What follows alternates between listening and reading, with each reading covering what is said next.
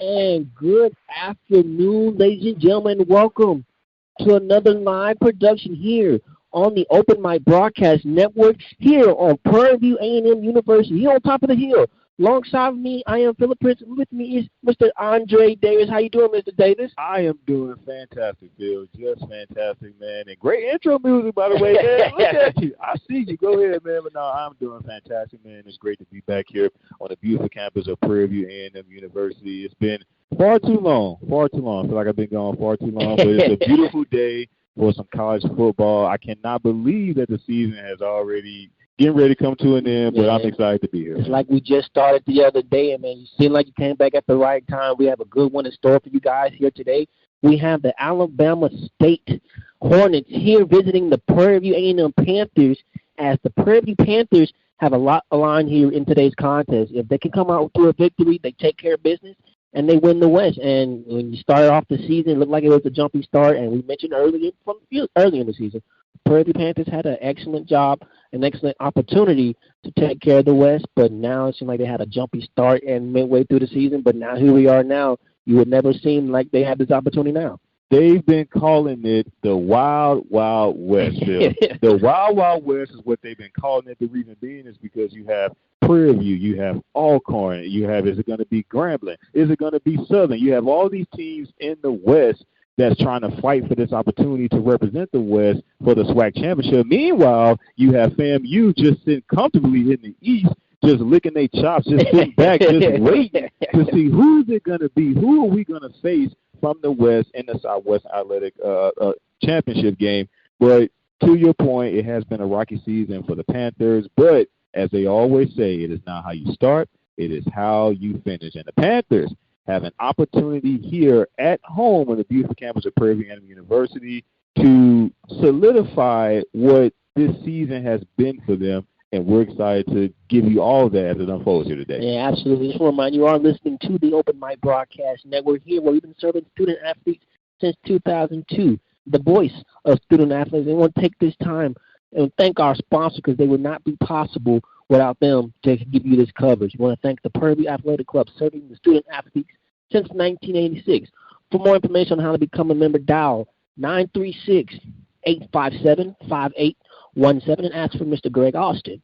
The Panther Backers, serving student-athletes since 1995. For more information on how to become a member, contact Dino Robinson at 713-417-2090. And the Temple of Refuge Ministry. Listen live in each Sunday morning at 10 a.m. Central Standard Time by dialing 857-777-0000.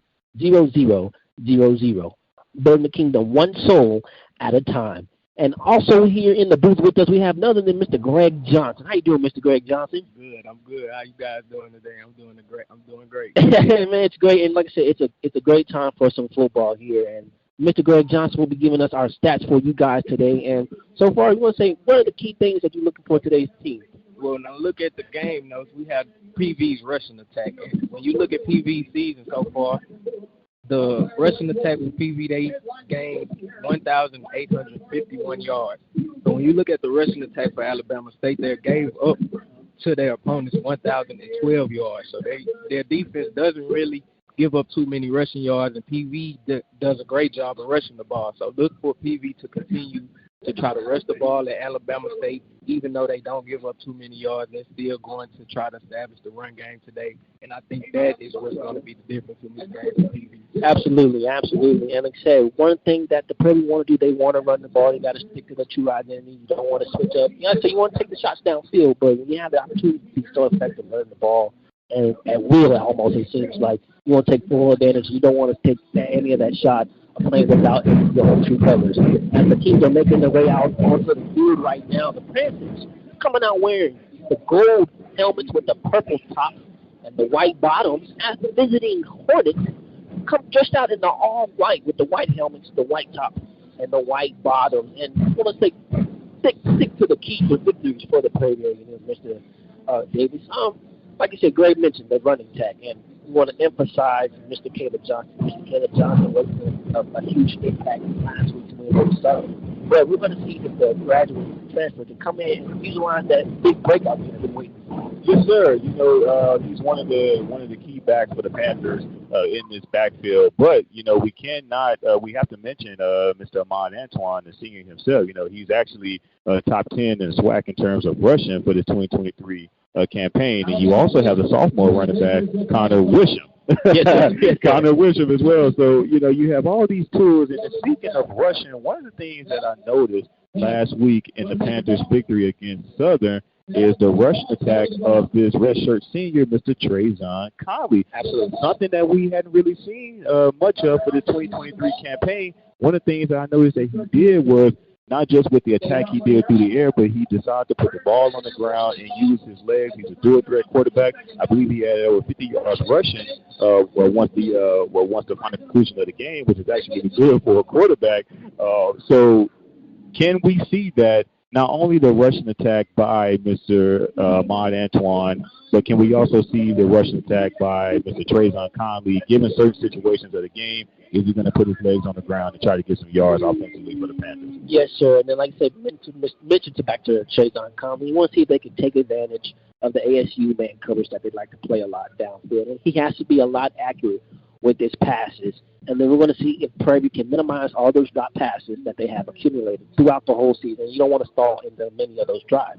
And then we're going to flip to the defensive side of things. Now, defense must contain ASU quarterback at all costs, and that's applying as much pressure as you can. You don't want them to be comfortable sitting in the pocket and just having all day to throw.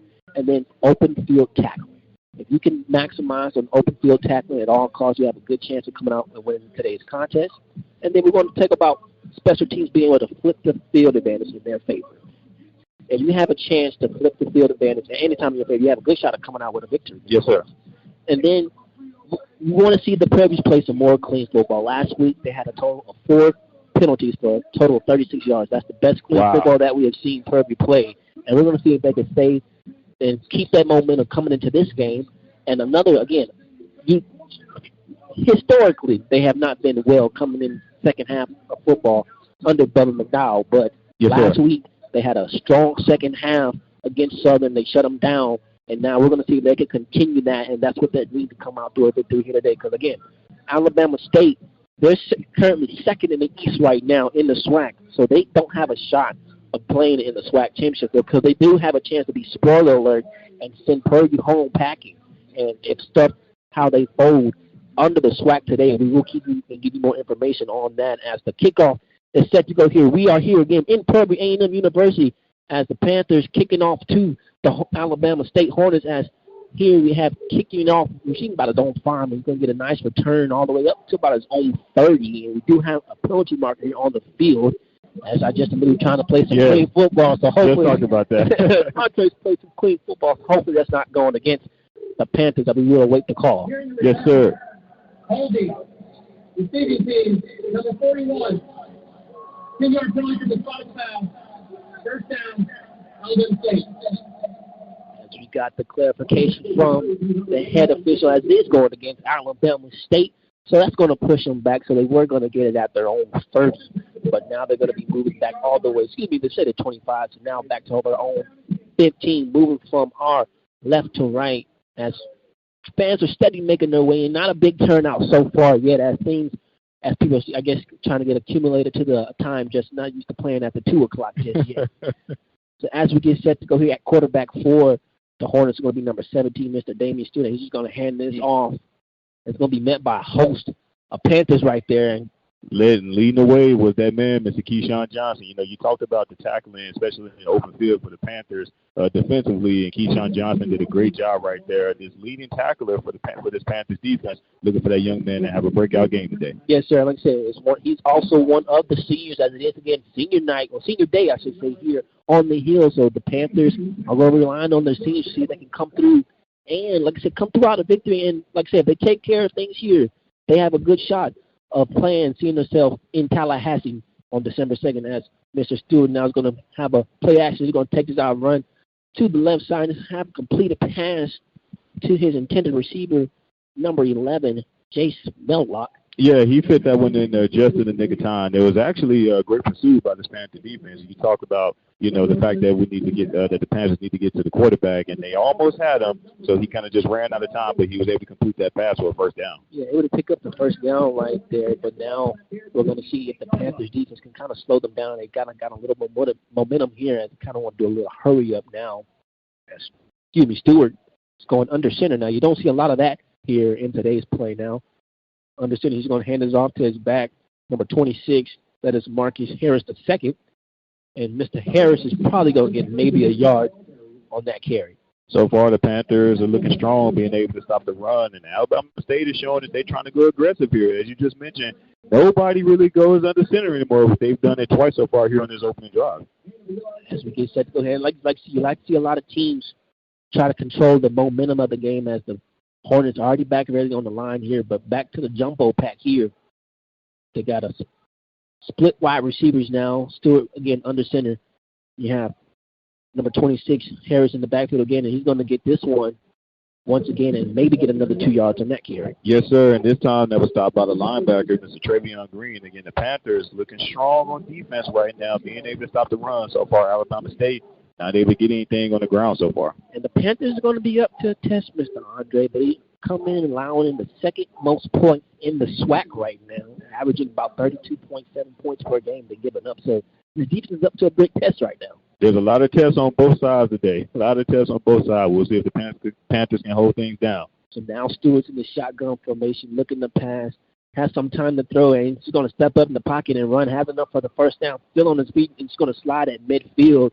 And there was nobody up in the middle containing Stewart. It's just split the river wide open from the run. It parted the Red Sea. Parted the Red Sea. So Stewart, just like Trayvon Conley, Stewart is also a dual-threat quarterback for Alabama State. And this young man has no problem taking off if he sees fit, and he did it on that play right there. You're picking up a big game right there. We're going to take about almost 20 yards on that carry right there. Not to be exact, but we'll come with that. And now they're able to move the chains right there. And now the Hornets have the ball at midfield now, putting up a pretty good drive right now. Stewart back under center, getting with the split wide receivers back in the back, and with him is number 8 now, Mr. Holland. And he's going to fake the handoff, just throw it out to number 1, the intended receiver. That is Keyshawn Johnson. Keyshawn Johnson right there on the carry, on the reception, and he was about to get about getting 6 yards right there. Yeah, they went with the jet sweep on that last play, and it was actually solid containment by the Panthers defense. He was able to break one tackle. We talked about open tackling, something that the Panthers are going to have to do throughout the course of this game, and that's what allowed him to get those extra yardage on first down. Now, 2nd and 4 now for the Hornets. You got 11:07 remaining here in the first quarter on the Hornets' first drive of the game. This is the man in motion. Stewart's going to hand this off to the tailback. That is number 22 for the Hornets. That is. I have a 22. Is that Mr. Yeah, Green? that's the running back, number 22, A.J. Gates. A.J. Gates. Yes, sir. So Mr. A.J. Gates on the carry right there, picking up. And the Panthers actually stacked the box on that last play, so you can tell they were looking for run, but A.J. Gates was able to lower his shoulders, pick up the extra few downs for the Hornets. Now they're looking at first down right now. 1st and 10 now. Ball is spotted at the Panthers' 41-yard line. Stewart looking to pass. Has an intended receiver downfield, trying to get the one-on-one. A lot of fight going on. Still a no call, but well covered right there by the Panthers. Well covered there by the Panthers. Stewart tried to take a shot downfield, but well covered by the Panthers on that last play. Ahmad Robinson, the leading defender on that last play for the Panthers. You can tell that the receiver was trying to sell the pass interference because he knew he wasn't going to really be able to catch that ball.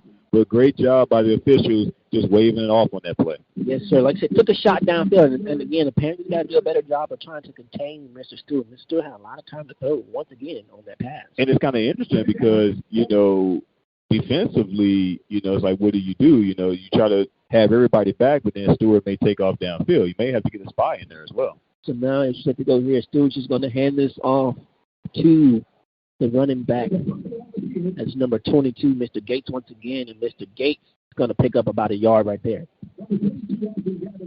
So Austin Gavin is the name on that carry. So Mr. Austin Gavin, yes.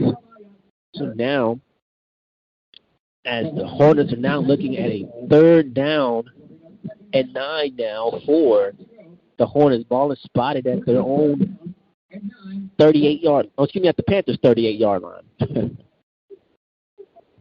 Panthers may find themselves in a bend but don't break situation defensively right now. Let's see if they can get off the field. Still looking to pass, have some pressure all in its face. But he's going to have to just chunk this to the sideline as the Panthers come away with a huge third down stop. That was the other linebacker, Warren Schenkel, coming in on that hot pursuit to Stewart on that play. And we talked about the ability of the Panthers defensively to being able to get to the quarterback. They was able to do it on that play to get off the field.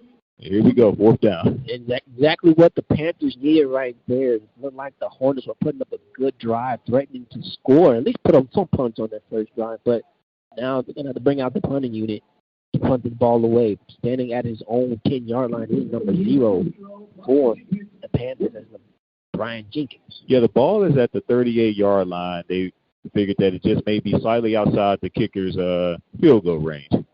Ball's going to take a bounce and in the end zone, but they tried to tip it and try to pin the Panthers down at the 1-yard line, but they were already in the end zone when they had already touched the ball. So now the Panthers going to get some good starting field position here to get their first drive. Volleyball skills weren't quite up to par. Volleyball skills were not quite up to par, but excellent job by the Panthers defense on that opening drive. I mean, the Hornets nearly drove near the length of the field, but again, as I mentioned, bend but don't break situation. The Panthers were able to get off the field on 3rd down.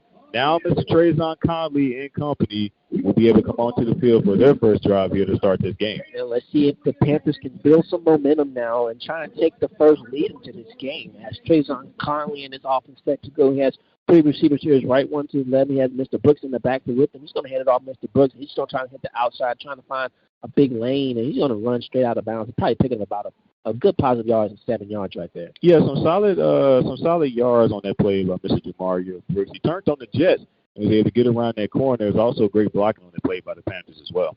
As Mr. Brooks now making his way to the sideline after getting the first heavy doses right there for the first positive game for the Panthers. That direction, he probably picked up 6 yards right there. So now the Panthers looking at a 2nd and 4 now.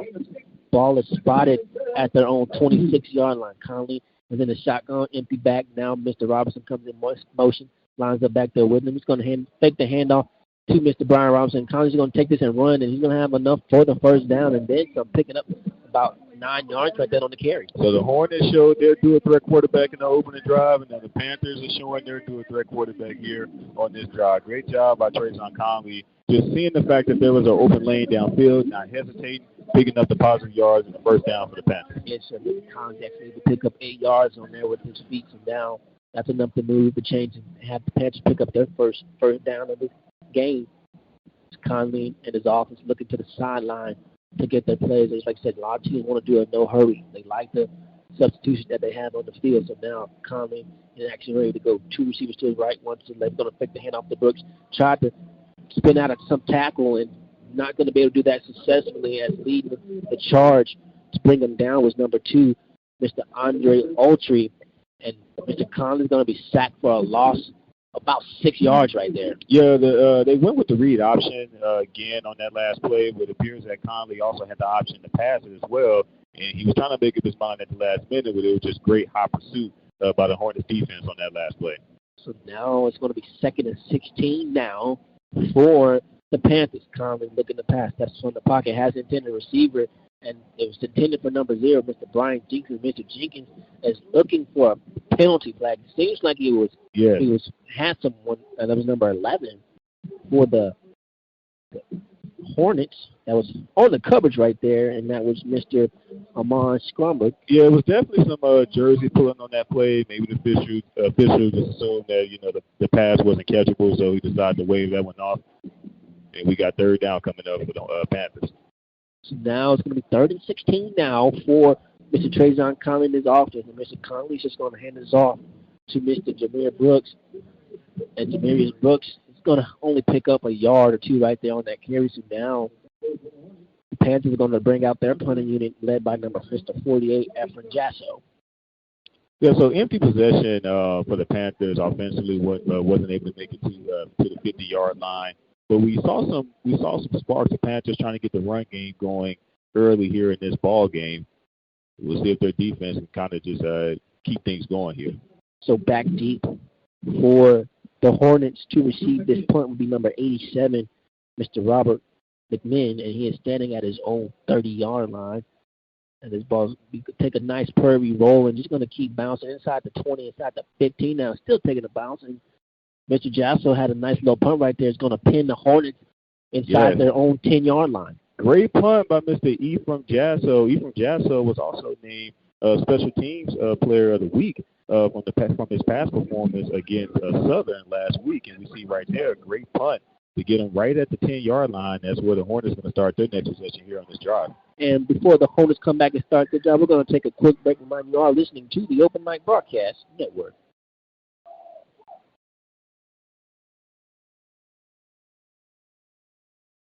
The Prairie Athletic Club has been serving and supporting student athletes since 1986. This group of volunteers believe in supporting and the motto that Prairie View produces productive people.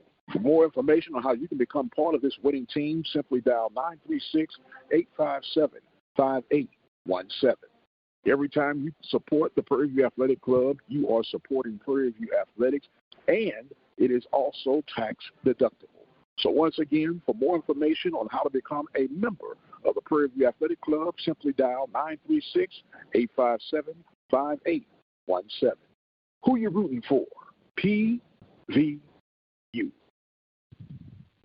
And welcome back, ladies and gentlemen, here at Prairie A&M University on the hill, where the Prairie A&M Panthers are hosting the Alabama State Hornets right now. And the Hornets are going to get their second look at it right now. Balls are going to be spotted at their own 10-yard line, so a nice punt and change of field and advantage right now did by the special teams by the Panthers.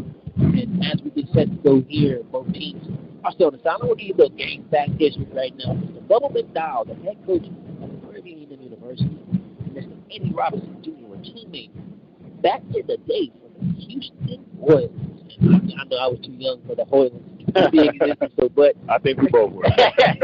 So, a little fun matchup right here, as one can have bragging rights over the other. As both of the coaches' second year stint at each other's university right now.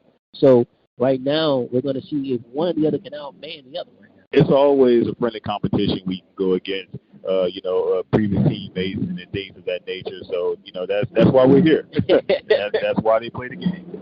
As Alabama State makes their way out onto the field right now to take their second drive on the game. Remind you, this game is important for the Panthers, as if they can come out with a win, they will have the West secured up. So they're up to a challenge right now with 6:26 remaining here in the first quarter. We've yet to have anybody score.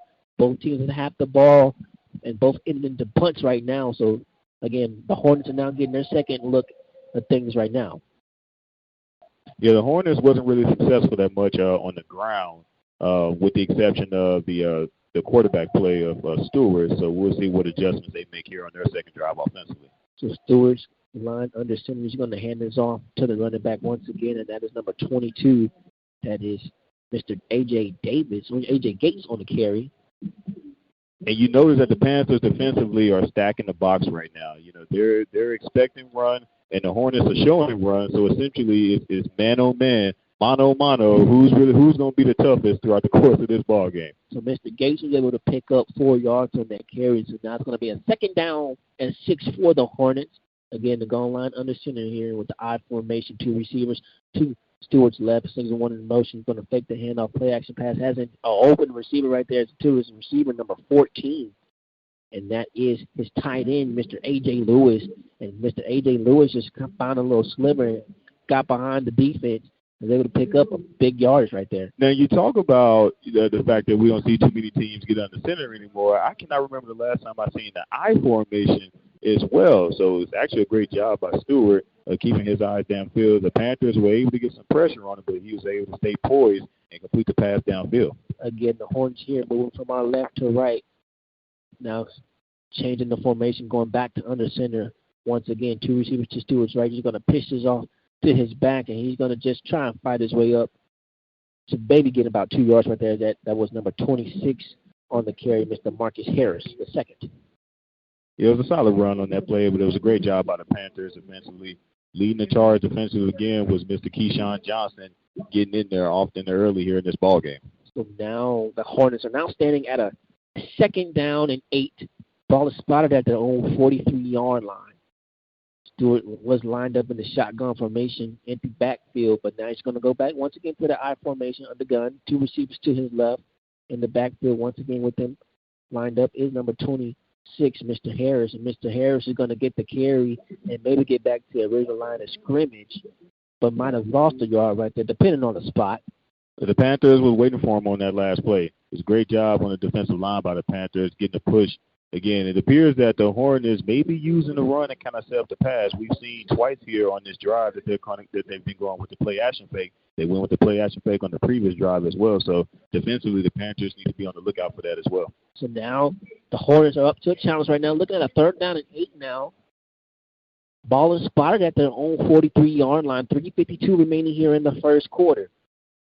Stewart's in the shotgun formation, signals his wide receiver number 10 in motion. This ball is going to be sacked. Excuse me, that's Mr. Stewart trying to roll out to his left. And getting to him was number 99. Mr. Calvin Presley. Calvin Presley coming away with a big sack right there. A much-needed sack for a loss of 9 yards right there. So now the Hornets are going to have to bring out their punting unit. So 2 drives in a row, the Panthers come up big on 3rd down here in this opening quarter of this football game. First drive, they was on their side of the 50-yard line, but in this particular case, the Hornets were not able to make it to the 50-yard line. Great job by the Panthers defensively to come up on 3rd down. So now it's going to be a high snap. And it's going to get away from the punter, and the punter is just going to have to kick this into the end zone.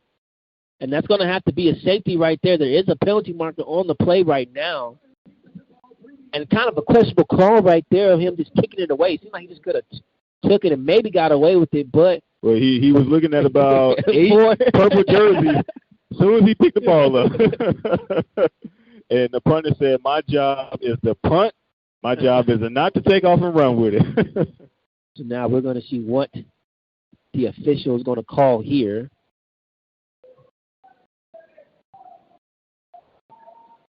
As right now, they're still kind of discussing things over right now.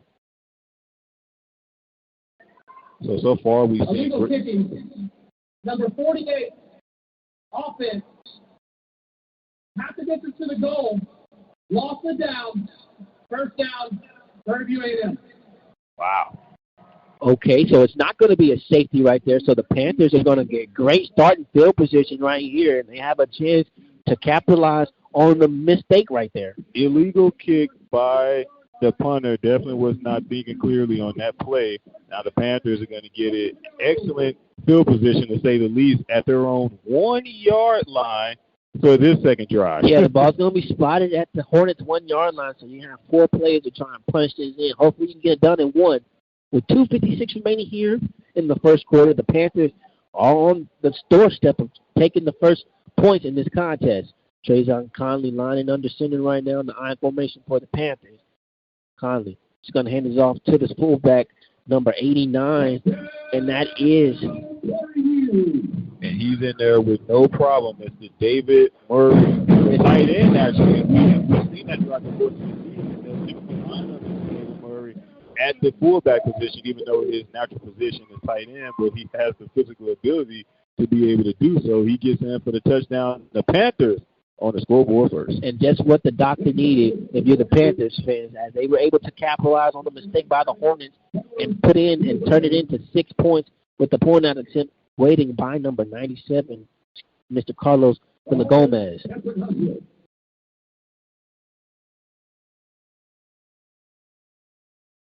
Snap, the hold, the kick, it's up, and it's good. So just like that, 2:51 remaining here in the first quarter. 1 play, 1 yard, 1 touchdown, and the Panthers are on top. We're going to take a quick break. Mind you are listening to the Open Mic Broadcast Network.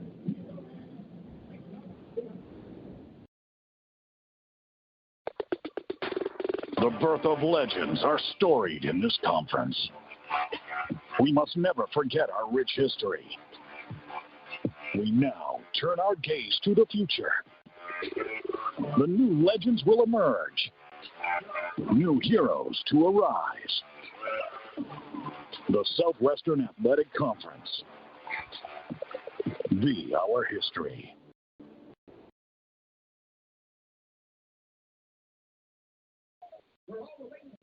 And welcome back, ladies and gentlemen, here on the Open Mic Broadcast Network, as we are again here at Prairie University, where the Panthers have got on to the board first, capitalizing on that 1-yard touchdown run by Mr. number 89, David Murray, and he was able to find his way in the end zone. Yes, sir. And so we've seen the Panthers defensively come up big so far here in this first quarter. Still a lot of football left to be played, but just the fact that the defense has been able to get off the field on third down. Offensively, Panthers able to capitalize on the fact that they was at the 1-yard line, only took one play. Mr. David Murray punted it in. The Panthers strike first blood here on the brink of an opportunity to represent the West of the Southwestern Athletic Conference. Got to do it before quarters. So far, looking strong here in this ball game. Absolutely. And just how significant the game is. Of course, if Prairie is able to come away with the victory, they don't have to have much of it. They already punched their ticket into the SWAC championship game that will be held in Tallahassee, Florida on December 2nd, as they will face against FAMU, of course. They will face against FAMU, of course, if they go out there. So they're going to have to go back to the drawing board and keep playing on this good momentum that they have right now. What are going to give you some scoring updates right now throughout the SWAC right now is Alcorn State is on top of Jackson State right now by a score of 7-0 with 6 minutes to go in the first quarter. And Texas State is on top of Arkansas Pine Bluff right now by a score of 7-0 with 31 seconds to go in the first quarter. Florida A&M will play against Bethune-Cookman. Kickoff is set to go at 2:30 p.m. And we had a final score from Thursday as Alabama A&M was victorious over Mississippi State by a score of 30-21. And also, we just want to take this time to remind you can listen to the post-game show after you hear the 1856 after-game party show with Dr. Prince. Once this game has concluded, Fans starting to pour their way in here into Black Sheep Field. Beautiful day here at Prairie University. Cheering their Panthers on as they try to come away with a victory here again. This is the last home game of this 2023 campaign. As the Hornets are going to get this one, going to get some better starting field position as they were the last two drives where they've gotten in. So now they're going to have this one at their own, I'm going to say about their 29, 30-yard line, depending on the spot. Yeah, better starting field position. But one of the things I am noticing is that the Panthers are fired up on the sideline. Even though they're only up by one score, you can tell that they have the adrenaline, they have the momentum on their side right now. You can just tell in their overall body language right now. So now the Panthers were able to hold the Hornets to punting the ball in the last the last three drives. So now we're going to see if they can stop them here once again. So now Stewart looking to pass. He's going to have an open wide receiver up the middle, and he's going to connect with number 1. That is Keyshawn Johnson. Keyshawn Johnson on the catch runs able to pick up about 35 yards right there. Yeah, so far, Mr. Keyshawn Johnson has been Stewart's favorite target here in this first quarter. Again, they went with the play action fake. He kind of ran across the middle of the field. He was wide open, picks up the positive yards for the Hornets. And we're going to stay right here just to kind of go over that play. For the last shot, it looked like it was a clean catch from our point of view. But they're going to take another look at it just in case, as if it stands, that will be a 35-yard reception from Mr. Stewart. That is Damon Stewart to Isaiah Stewart. And like I said, that should be a huge, huge gain right now for the Hornets. They had the ball at their own 8-yard line. It looked like they would have to be putting the ball off once again. And Stewart, the quarterback Stewart, actually had 2 guys open downfield along with his guy, David Stewart. He also had Keyshawn Johnson right behind him. And that's originally that I anticipated him getting that pass to, because, again, he was able to roll out the pocket. The Panthers were in opposite. He kept his eyes downfield. He avoided the pressure, and he was able to complete that pass. So far as it stands, he was able to complete that pass downfield to his guy, Stewart. So you got to give credit to the quarterback for making that play happen. Yes, sir. We just want to take the time to thank our sponsors who are bringing you today's coverage, Prairie Athletic Club, Panther Backers, and the Timberland Refuge Ministries. And also, If you want to take your time and call after the game, call the 1856 After Party Coach Game Show with Dr. Michael Prince. And we'd love to hear your thoughts and concerns, questions, anything you might have at our 24-hour message line. You can call at 720-721-1558. And be sure to check out our 24-hour stream featuring interviews and our other special events surrounding student athletics. Check it out at the obnradio.com. So as we get set to go here, they're still kind of overviewing the play right now. Just trying to see, again, if Mr. Stewart, Isaiah Stewart, that is, who came away clean with the catch. Yeah, it was a rule to catch on the field, so now they're looking to determine if there's enough evidence to overturn the call because it was a completed catch on the field. Was he able to get under it? Was there any bobbling of the ball?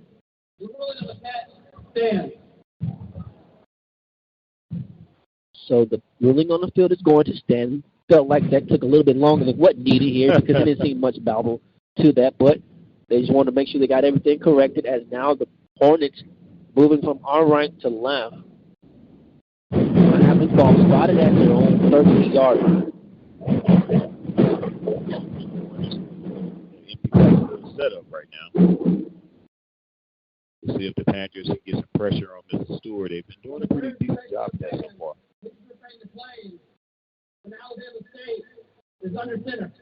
So now the Panthers gets a warning. He's got to calm it down when the opposing team is on offense. Have to cool it down.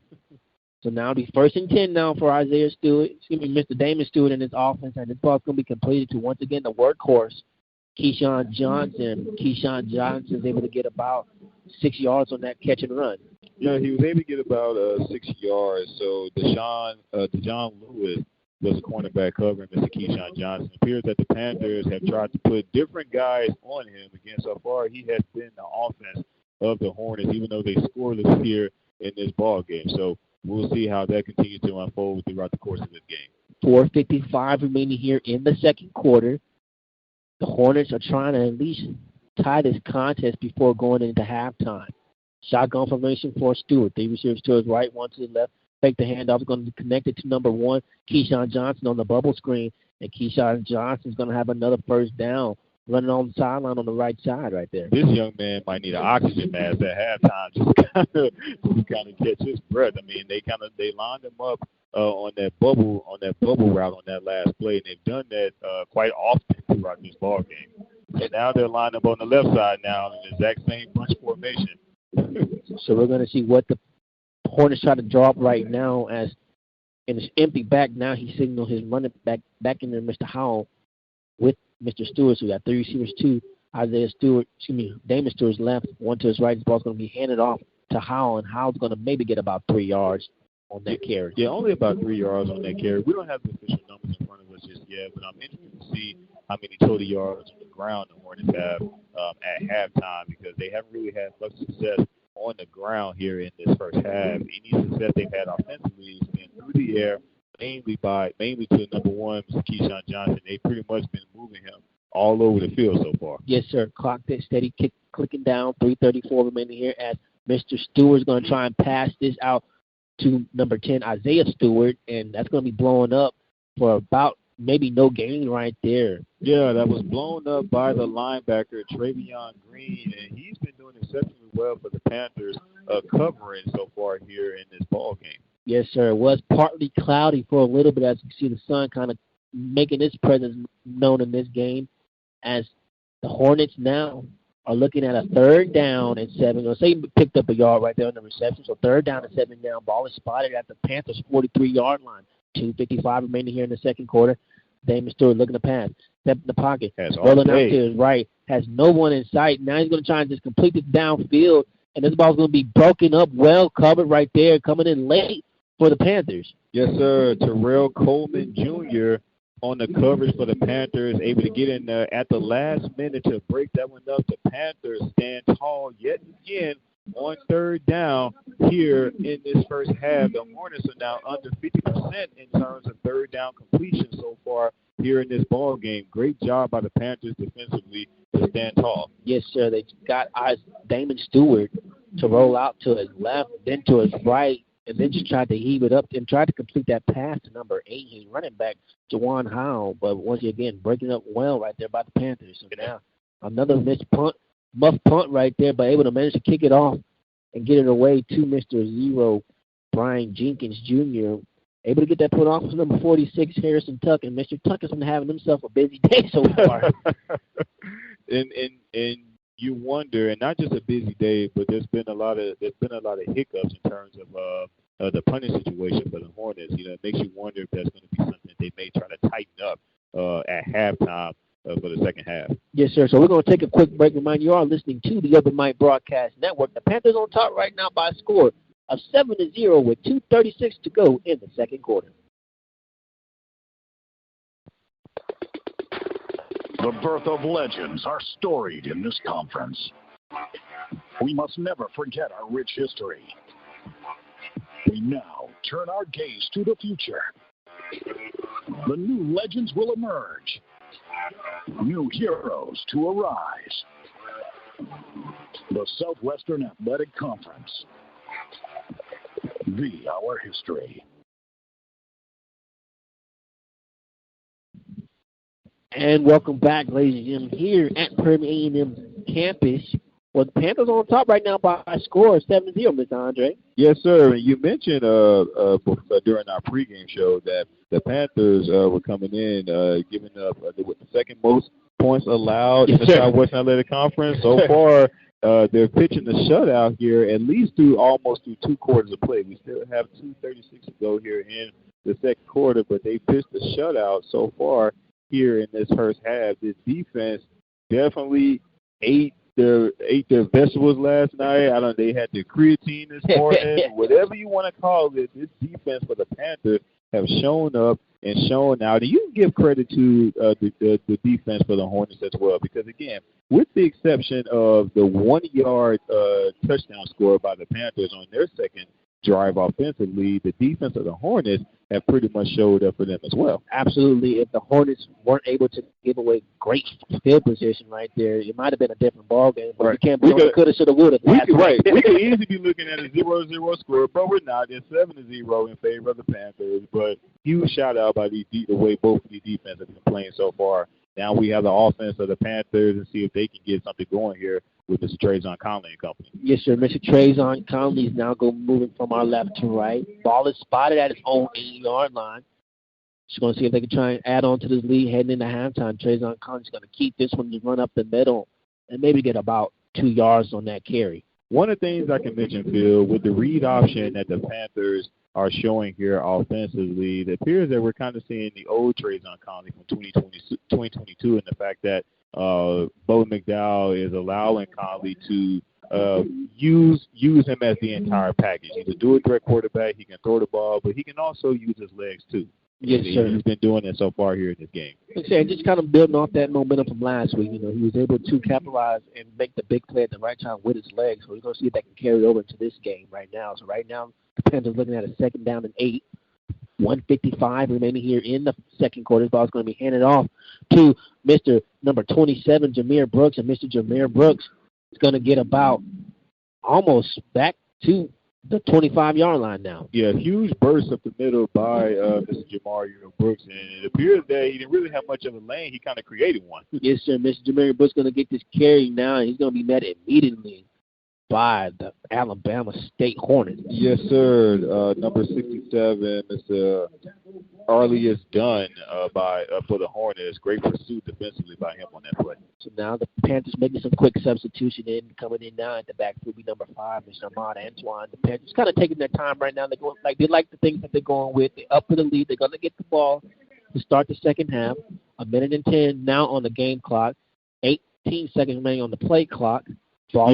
They're likely going to try to run this clock down as much as possible. They don't want to give the ball back to the Hornets to even try to give them an opportunity to try to put some last-minute points on the board. Yes, sir. They want to take any momentum they can head into halftime. So shotgun formation for Conley. The ball's going to be handed off to Ahmad Antoine, running to the left side. He's going to slide down to avoid any other extra hits.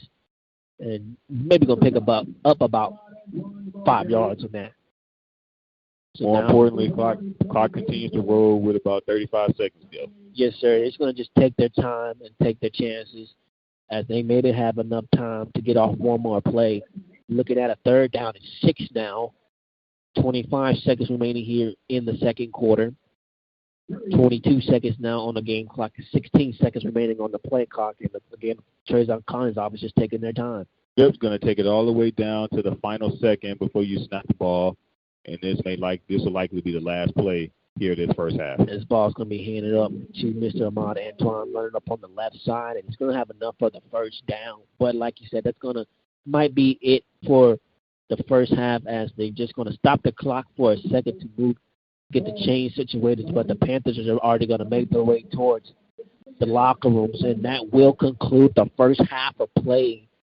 As right now, the Panthers lead right now by a score of 7-0 here in Prairie A&M, Texas, here at Prairie A&M University campus. And so far, so good. Things are looking right for the Panthers. We're going to see if they can finish the job and come back playing some clean second half football. We're going to take a quick break, and when we come back, we'll be sure to give you some first half stats.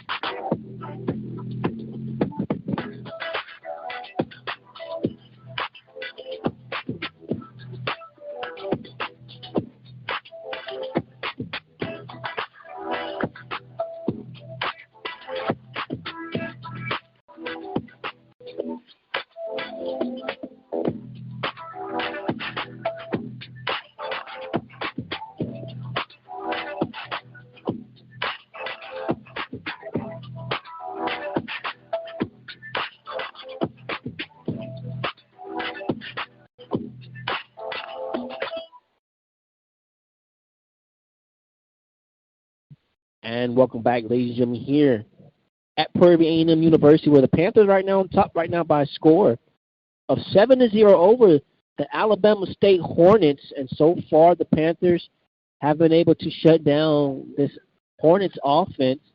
And right now, I have alongside with me is another Mr. Greg Johnson, our stat man. And so far, he's been keeping the stats. And what do you have for us so far?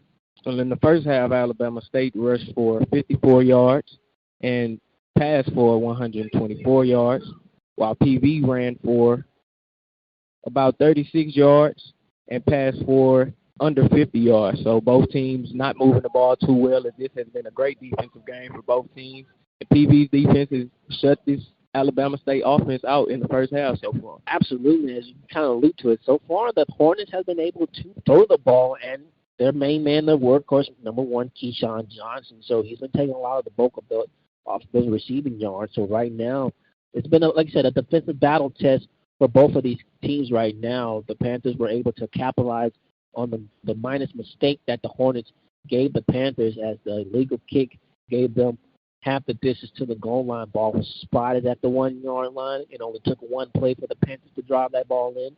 Credits to number 89, David Murray, and that's how we have our contest right now. The Panthers right now on top by a score of 7-0, and some scores throughout the SWAC right now.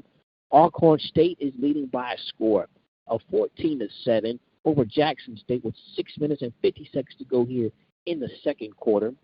Texas Southern has added on to their lead right now by a score of 21-7 over Arkansas Pine Bluff. 8 minutes and 59 seconds to go in the second quarter. FAMU is on top by a score of 7-0 over Bethune-Cookman with 14:50 to go in the second quarter. Again, we are here in Prairie A&M University, where the Panthers are on top by a score of 7-0, enjoying the halftime show by the high school bands, as it is high school night, or high school day, I should say, alongside here on as it is senior day. And once halftime has concluded, we'll be back to give you the second half of football. Remind you are listening to the Open Mic Broadcast Network. Special shout out to all of our high schools that participated in High School Game Day today. Make sure you click BAND to 936-571-1083. That's BAND to 936-571-1083. Now, if you're ready to see one of the things, let me get a old chill. I'll take you about the view with the lovely lady. Pro, set, 10,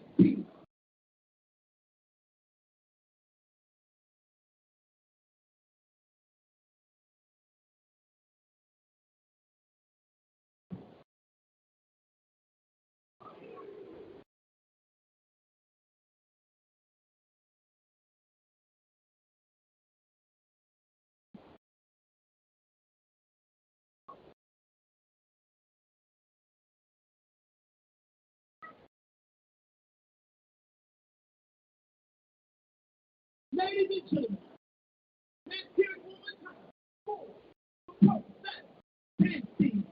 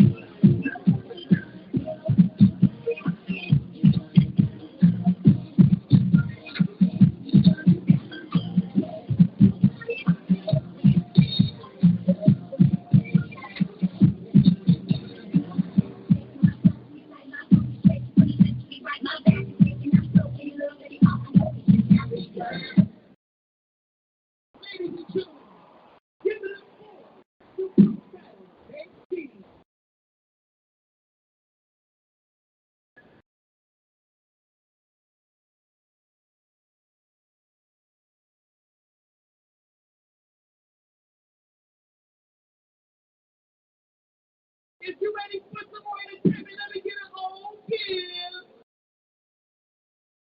Let me to the field.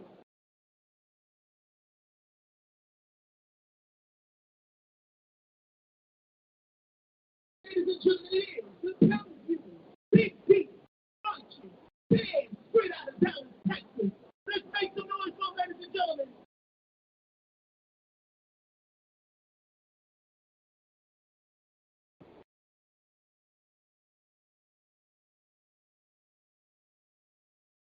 Greetings, ladies and gentlemen. The one who is your pleasure, I proudly present to you Yvonne, AUO Marching Band, with the P stands for the little sound of the final. The little sound of the caballero, after the family is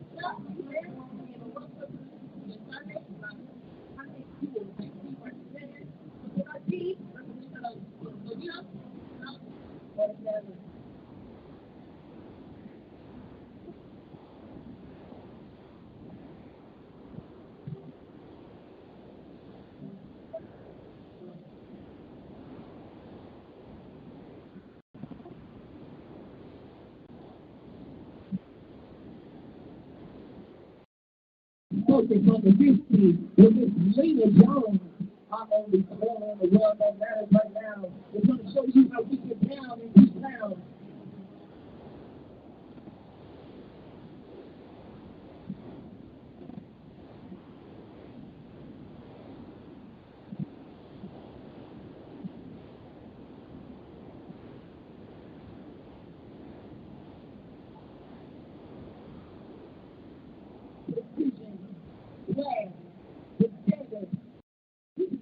And welcome back, ladies and gentlemen, here on the Open Mic Broadcast Network. As again, it is Senior Day here on the Hill, as well it is High School Band Day. And we want to take the time to thank the bands that you heard at halftime. You want to hear Thurgood Marshall High School Marching Band. You had the Pro Status Dance Team. You had the Townview Magnetic Center Marching Band. You had the Elgate Princess Diamond Dancing Teams. So we want to take the time to thank those high schools for making their way out here to Prairie A&M University and performing out for this crowd. And now I want to take the time to thank out our seniors. Like you mentioned, Phil, yes, it is senior day today in PV, and we just want to take time to name all of the seniors and thank them for their dedication and hard work throughout the season for PV. Starting off, we have Trayvon Green, linebacker for Prairie View. Number 0, Brian Jenkins Jr. Number 1, Stacy Brown. Number 3, Caleb Johnson. Number 5, Ahmad Antoine. Number 6, Juwan Bloomfield. Number 9, Keyshawn Johnson. Number 14, Trezon Conley. Number 18, Chris Simmons. Number 31, Jalen Stanford. Number 33, Tyreek Wilmore. Number 40, Gilmore Garcia Rodriguez. Number 46, Kenton Jones. Number 54, Adrian Lacey.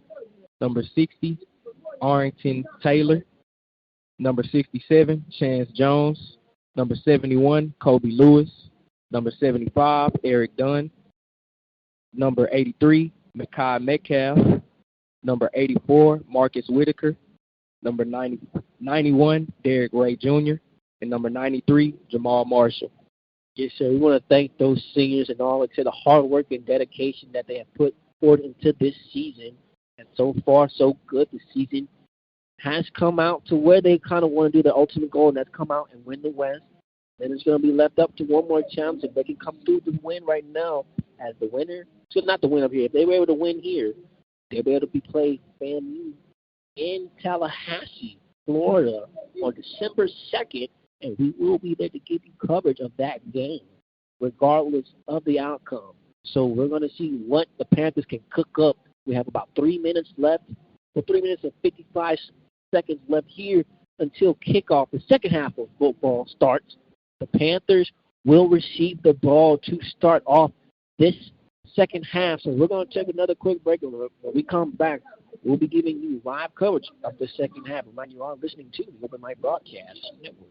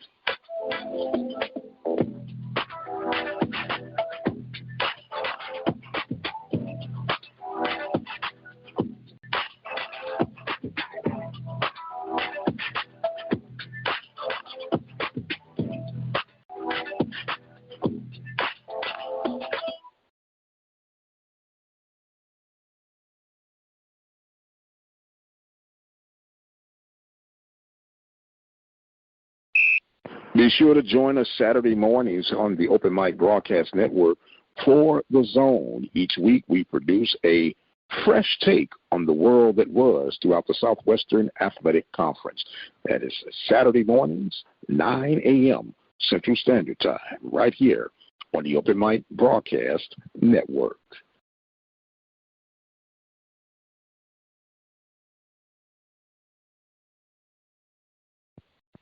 How you doing? It's the radio guy, Dr. Mike Prince, with the Open Mic Broadcast Network. People often ask us, how can they enjoy our daily content that we provide at the network? Well, there are several ways you can do so. You can first go to the website at obnradio.com. Once you get to the website, there is a 24-hour stream that you can listen to.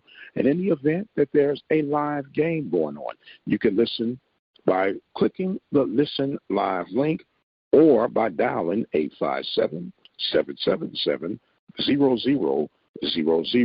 For those of you who may miss the live coverage, you can always join in on our YouTube channel at Open Mic Broadcast Network.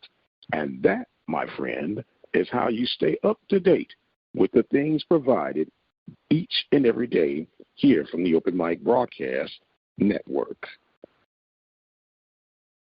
And welcome back, ladies and gentlemen, here at Prairie A&M University, where the Panthers right now leading by a score of 7-0 over the Alabama State Hornets.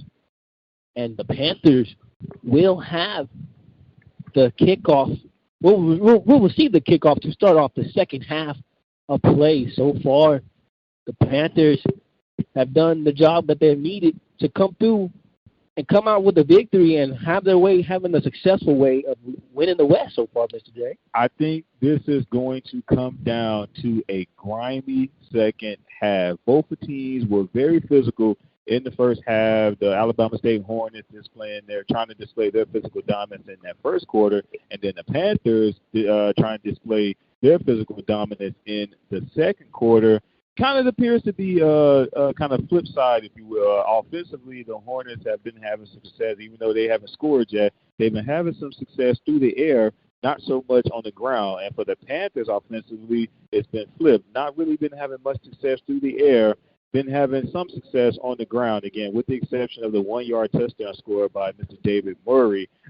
Panthers really haven't been able to sustain a drive offensively, but either the defense got shot with some adrenaline before the game, because they don't appear tired, and they played majority of this ball game, but they don't appear tired. They've been standing tall on third down so far. We'll see if they can do it here in the second half. Yes, sir. Like I said, if you love defense, this is your game to be listening to or attending. So now the Panthers are set to go to receive this kick. Will be number 0, Brian Jenkins, and number 22, Terrell Coleman Jr. And Mr. Coleman Jr. is going to get this one back to about his own 19-yard line, and that's where the Panthers will have this one to start off the second half of football. And you're going to get some scoring throughout the SWAC right now. Alcorn State and Jackson State are tied right now at 14 apiece at halftime. Texas Southern's on top of Arkansas Pine Bluff by a score of 28-7 with 4:37 to go in the second quarter. And Florida A&M is up 14-0 over Bethune-Cookman right now with 7:37 to go in the second quarter. So as we get set to go here in our contest, Prairie's on top right now by a score of 7-0, and they're going to get their first drive starting at their own 19-yard line. You mentioned a defensive ball game. I know a particular person in mind who loves defensive games. We'll talk about that later. So as we get set to go here, Trayvon Collins in the shotgun formation, 3 receivers to the left, 1 to his right. He's going to hand it off to the tailback, Mr. Armand Antoine. And Mr. Armand Antoine, it was Caleb Johnson on the carry as to save the Alabama A&M Hornets. They came up with the ball last second trying to run into the end zone, but say he's going to be already down. Yes, he was definitely already down on the play. Yeah, he was definitely already down on the play, so it'll be second down for the Panthers, and the Panthers are picking right back up where they left off in the second quarter, trying to start things off with the run game here on their opening drive of the third quarter. Yes, sir. Like we said, one of the key victories here, they need to have a strong second half performance, so we're going to see if they can do that right here with this first drive. So Trayvon Collins looking to pass, and is going to connect with number 6, Jaquan Bloomfield, and Bloomfield's going to have enough for the first down. So Trayvon Conley finally able to connect with one of his favorite targets in Jaquan Bloomfield. He attempted 3 passes to Bloomfield in the first half, wasn't able to get the ball to him. Finally makes the connection there to start this drive in the third quarter. Yes, sir. Picking up 18 yards on that reception was Mr. Bloomfield. So now the Panthers have a first down and 10. Now ball is spotted at their own 30-yard line, moving from our right to left. As they get set to go here, Caleb Johnson in the backfield with Trayvon Conley. 2 receivers to the left, 2 to his right. Now he signals Mr. Brian Jenkins in motion. That's going to hike the ball. He's going to hand it off to Mr. Caleb Johnson once again. Johnson running up on the left side and is going to be stopped about 2 yards shy of the first down. Mr. Brian Jenkins going in motion on that last play is what ultimately created that play for Mr. Caleb Johnson. And that's what the Panthers are going to have to do. They're going to have to move some pieces around on offense. Going to have to, send some guys in motion to kind of open up some things for them offensively. And we're going to see if they can keep things clicking on the right way with that running attack. And so far, they were able to run positively what they needed right there, like for 8 yards. So this ball's going to be handed off to Caleb Johnson once again. And Johnson's going to pick up the 3 yards right there. Only needed 2, but now he got 3. Caleb Johnson being the workhorse offensive for the Panthers on the ground to start this second half. He led the way for them. Running the ball with 30 yards rushing in that first half on just 4 carries in that first half. So picking things up where he left off in the first half as well. 12:34 remaining here in the second quarter. Panthers looking to attack on their first drive in the second half. Shotgun formation for Trayvon Conley in his offense. One receiver to his left, one to his right. He's going to hand this off to Caleb Johnson. Johnson trying to hit the outside, moving, diving, and finally going to run and be tripped up to the left side of the field, and going to have enough for the first down is Mr. Caleb Johnson. Not just a great run by Mr. Caleb Johnson as he goes off on the sideline. Jamario Brooks comes in for his substitution, but his ability to keep his eyes downfield in that last play, he made the necessary cuts on that last play to pick up the first down. Yes, sir. Again, Prairie coming wearing the gold helmets, the purple tops, the white bottoms with the gold stripes on the side, trying to move down on this field. We're from our right to left. Left to right. I should say the ball going to hand off to Brooks once again. Brooks is going to bulldoze his way up for about 6 yards right there on that carry. Ground and pound is the name of the game. Ground and pound, something that the Panthers have done successfully for this 2023 campaign. And as you mentioned before this game started, stick to what you know. Don't try to overthink it. So far, the Panthers are doing that here offensively here to start this third quarter. Ball's now cross midfield onto the Hornets territory. Ball's officially spotted at the Alabama State 42-yard line. This ball's going to be handed off to Jameer Brooks once again, and Jameer Brooks only needed 4 to pick up the first down. So he pick up 6 yards right there. And even though that the Panthers offensively have been going with the run to start this drive, I've noticed that the Hornets haven't tried to stack the box at all, not one bit. The Panthers are still kind of keeping them spread out, and they're just running right up the middle. So now the Panthers have another first down, keeping this drive alive. 10:44 remaining now in the second quarter. Trayvon Conley is going to hand it off to Jameer Brooks once again. Jameer Brooks running on the left side. The ball is loose. We're going to see if Alabama covered it. And the Panthers may have. It looks like they got on it at the last minute. Just right there, the Panthers called a break, and Jameer Brooks is going to come to the sidelines. And Mon Antoine's going to come in for him. And right there, Mr. Brooks was able to pick up about 6 yards, but after the ball came loose and the Panthers were able to fall back on it, the Panthers are looking now at a second down and 2. With these substitutions that the Panthers are doing at the running back position, kind of keeping these running backs fresh, that's what's been allowing them to have so much success on the ground so far here on this opening drive. You've had now 3 running backs get touches so far here on this opening drive for the Panthers. So now Trayvon Conley in the shotgun formation, one receiver to his left, one to his right, looking to pass. The ball's going to be completed to number 10. Trajan Spiller. Trajan Spiller is going to have enough for the first down. I'm going to say he picked up about 3 yards on the reception. So it appears that maybe the Panthers may have now taken a page out of the Hornets playbook, using the run to kind of set up the pass, kind of Trajan Spiller with the one-on-one coverage on the outside there, picked up just enough yards to get the first down for the Panthers. So now ball is spotted at the Alabama State 25-yard line. Shotgun formation for Trayvon Conley. Once again, the ball's going to be handed off to Amon Antoine. Amon Antoine's going to run to his own lineman's back, but then going to be cleaned up right away by a host of Hornets right there. Well, the front line of the Hornets said enough is enough on that on that last play, and they were waiting for Mr. Amon Antoine. But right on cue, Caleb Johnson checks in for Amon Antoine. It appears that he may have called himself a breather, so now he'll be the running back in the backfield on the second down play. So we're going to say Mr. Amon Antoine actually lost a yard right there on that last carry, so it's going to bring up a second down at 11 now for the Panthers. 8:52 remaining here in the second quarter. Panthers leading by a score of 7-0. Shotgun formation for Conley. Conley's going to hand it off to Mr. Caleb Johnson. Caleb Johnson going to run to the left side, and Conley run out of bounds, but not after picking up about 8 yards on that carry. You want to say he picked up 9 yards. So now the Panthers are looking at a third down and 8.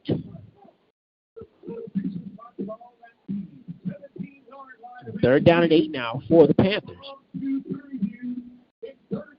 Nice run right there by Caleb Johnson, turning on the Jets to hit the outside lane on 2-yard shot for the first down. So now we're going to see if the Panthers can pick up the 2 yards that they need to keep this drive alive. The ball's going to be handed off to Caleb Johnson once again, and Caleb Johnson's going to bulldoze his way and fall forward. Picked up 3 yards right there, so now that keeps the chains moving once again. Keeps the chains moving once again. And you mentioned, if you're a defensive person and you're enjoying this game, if you're an old school person, you're enjoying grounding and pounding what the Panthers are doing. Only attempted 2 passes so far here on this drive. Alabama State Hornets are only about to have their second drive of this third quarter due to the fact that the Panthers took off over 9 minutes of play on their opening drive in the third quarter. So now we have 8 seconds remaining here in the third quarter. We're going to have enough for about one play.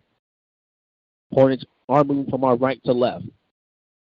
Empty backfield for Stewart. He has 3 receivers to his right, 2 to his left.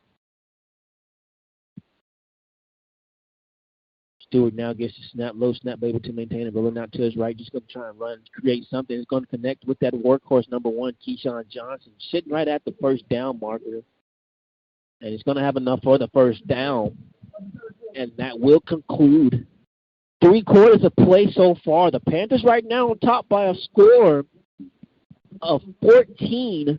We're going to stay right here. And like I said, this is where it comes all down to this. The Panthers so far have been playing a clean slate of football and come out with a strong second half. They're up to a test right now. They have 15 minutes to complete their mission. How so far are you impressed right now by the Panthers? I am extremely impressed with the way that the Panthers have been playing. I've been more so impressed by the way the Panthers have been played defensively. By far the best defense I've seen for this 2023 campaign. The Panthers have been coming up and coming big in certain moments of this game when they need to. 1 quarter. They are 1 quarter away from punching their ticket to the Southwestern Athletic Conference. 2 years ago, the last time the Panthers were in the Southwest, made it to the SWAC championship game in 2021 and have not won the SWAC championship since 2009. So a lot at stake for the Panthers for this ball game. It's the Wild Wild West. A lot of things going on. Thoroughly impressed so far. I still got 1 more quarter to go, and 14 points is not hard to come by, especially in the game of football. The magnitude of this game.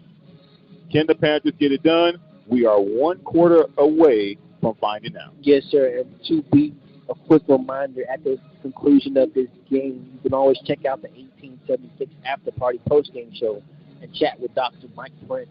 Leave your thoughts and comments and concerns that you may have. And we would love to hear from you when you have any questions, thoughts, and comments concerns at our 24-hour message line at 720-721-1558. Always be sure to check out our 24-hour streaming featuring interviews and other special events surrounding student athletes at the Open Mic Broadcast Network at the Open Mic Broadcast website at obnradio.com. Become a season pass supporter for the Panthers Athletics by making a donation of $11. This will help cover our season expenses.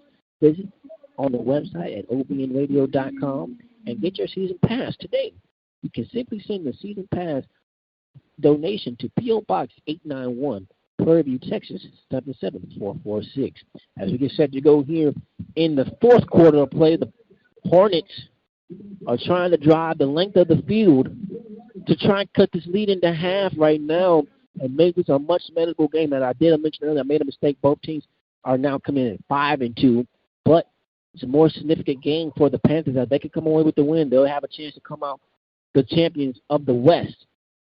So as we get set to go here, shotgun formation lined up for Mr. Stewart and this offense. Moving from our left to right now, ball is spotted at their own 24-yard line. And they got the wide receiver, Keyshawn Johnson, lined up on the far left side of the field. Be on the lookout for a quick pass to Mr. Keyshawn Johnson. He's been the workhorse offensively for the Hornets throughout the duration of this ball game. Be on the look for him to try to have a big quarter for the Hornets here in this fourth quarter, try to give themselves an opportunity to come back. Yes, sir. As you kind of see, the faithful fans have made a little bit more of a presence known into this ball game. And we want to take a little second here to mention that you did say that Mr. Jenkins looks like he might not be returning back into this game. Yeah, I don't see Mr. Brian Jenkins. He was kind of limping out of the tent. He did have his helmet off, and he had to be kind of helped out. So likely may not see Mr. Brian Jenkins return in this ball game. But some positive news, we do see Shamar Savage on the sideline. He does have his helmet in his hand, and he was kind of catching the ball earlier, so it appears that shoulder may be all right. So we get set to go back here in action. Mr. Stewart's going to complete to number 13. That is Trayshawn Sanders. And Trayshawn Sanders running up the sideline on the field, the left side to 5. And he's going to be in for the touchdown. Just like that, 5 seconds later, the Hornets have added on to cut this lead into half. So the Panthers defensively got way too lax on that play, as Stewart was able to take that one all the way down for a touchdown. Just like that, the Hornets have cut this down to one score with the PAT to follow. We still have 14:46 to go here in the fourth quarter, which is why I mentioned you still have one quarter. 14 points is not a lot of points to come back from in the course of a ball game. And just like that, one score, one play, one touchdown. 86-yard reception from Mr. Damon Stewart, connecting to number 13, Trey Saunders. And Trey Saunders was able to run across the middle of the field on a slant, just hit on the outside, running on the left side, and just outjet everybody. And corrections, I said Stewart. I meant Saunders. Yeah, Saunders was able to score right there. So now, like I said, we got a whole new ball game already here, ladies and gentlemen, and it's not over just yet. The Panthers got to try to see if they can answer that call. Now, the question is, now that score has taken place, now if you're the Panthers, the question becomes, now do you allow that score to change what you've been doing offensively? On the previous drive, you tried to do what you did the drive before that you were successful in, and running the ball didn't really work out in your favor. But now that the Hornets have finally able to put points on the board here in the fourth quarter, if you're the Panthers offensively, do you continue doing what you did in the opening drive of the third quarter and try to drive the length of the field just by running the ball, or do you try to mix the things up here? Well, you absolutely don't want to try to feel like you got to answer everything back on one play. You want to just take your time. Like I said, go back to you took off 9 minutes that first drive. Yes, nearly 10. Yes, to open up the minutes. the second half of play. So if you can just do anything right back there and at least come away with 3 points on the next drive, you have a pretty good chance now. That block field goal is going to come really big, and see if it doesn't hurt the Panthers right now. So earlier, both teams have missed a field goal, as it would have been a whole different game right now. You look down on the field, and you see Mr. Brian Jenkins is down there in crutches. So it doesn't look like he's going to be returning back into this game. So that's not a good sign for the Panthers, as their electric return man is not going to be able to return back into this game. Electric return man, and he's also one of the key factors offensively for the Panthers at the receiving corps. I mean, you still got Christopher Simmons, you still got Trey John Spiller, although in this ball game, the main talk offensively for the Panthers has been the rushing attack, but definitely not a good sign offensively for the Panthers for Brian Jenkins not being able to return in the course of this ball game. And just some quick scoring updates around the Southwestern Athletic Conference. Alcorn State have now put up another score on Jackson State. They're on top of them by a score of 21-14. 12:34 remaining in the third quarter of that ball game. Texas Southern still on top of Arkansas Pine Bluff, 31-7. 15 minutes ago, when the third quarter just started for that ball game. Florida A&M, no problem against Bethune-Cookman. They're on top of them by a score of 17-0. That game is at halftime. And your Panthers on top of the Hornets of Alabama State by the score of 14-7. Alabama State just now scoring their first touchdown here in this ball game. Defensively, the Panthers have been doing a great job pitching the shutout so far up until this point throughout the course of this ball game. So we're going to see if the Panthers offensively can try to answer. But to your point, not trying to answer every single call, but at the same time, you're going to have to try to make a stand here offensively if you're the Panthers. Absolutely. If you could just eat up some clock and come away with 3, that's a big win, as this ball is going to be a fair caught by the Panthers, and that's number 89, David Murray. And Panthers going to get good starting field position here. Ball is going to be spotted at their own 28-yard line. So far in this game, the Panthers have been most successful offensively when they're able to kind of get guys moving around offensively, kind of running the misdirections, ultimately kind of keeping the Hornets defensively on their toes, even with them trying to stick with the run game.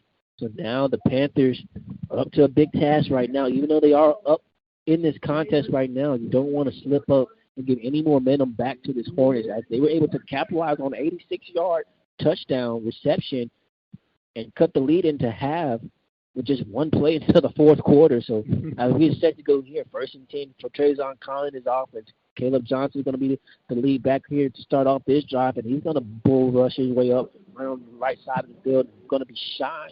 Might be right at the first down.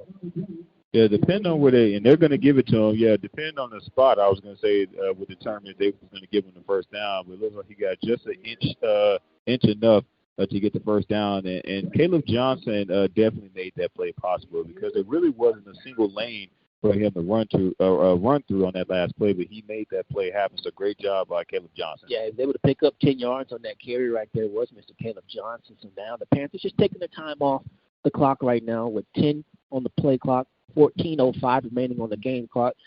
Ball's going to be handed off to Caleb Johnson once again, and Mr. Caleb Johnson is going to bulldoze his way up to about the 41-yard line, picking up 3 yards on that carry. So the Panthers are going to go run with Caleb Johnson or Ahmad Antoine, depending on who's in the backfield. But again, don't be surprised to see Trayvon Conley pull it throughout certain moments here on this drive. Panthers just going to try and take off as much clock as they can on this drive right now, leading by a score of 14-7, 13:30 remaining here in the fourth quarter. Panthers now moving from our right to left. Ball is spotted at their own 41-yard line. Shotgun formation for Trayvon Conley. Ball's going to be handed off to Caleb Johnson. Caleb Johnson is going to maybe pick up another 2 yards right there. So the Panthers are running in the opposite direction of wherever they got their receivers lined up. So typically they're trying to let Caleb Johnson run where there's more open space on the field.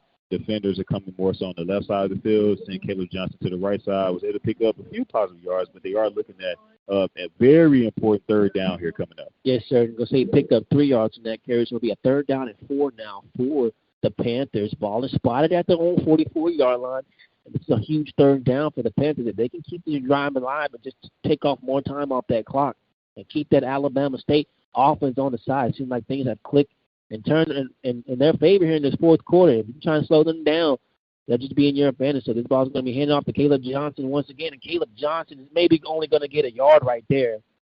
Netted immediately by a host of Hornets. Leading that charge was number 6 for them. That was DeMarcus Cunningham. So, yeah, and the Hornets were definitely waiting for Caleb Johnson on that last play, and not really a whole lot doing as 4th down comes up. And that's what I mentioned before. I have no problem with the Panthers kind of sticking with what they've been doing so far here in this game, and that's running the ball. But at the same time, you got to try to mix it up to kind of keep the Hornets guessing defensively. So they was able to be all over that one. Efren Jasso to kick this punt, as the Panthers are going to catch a break right there. Looks like the Hornets might have jumped off sides. And if that's an offside, that's just going to be a huge break for the Panthers. Number 37, offense, 5-yard penalty. Well, they're going to actually call in on Prairie, so that's going to push them back 5 yards right there.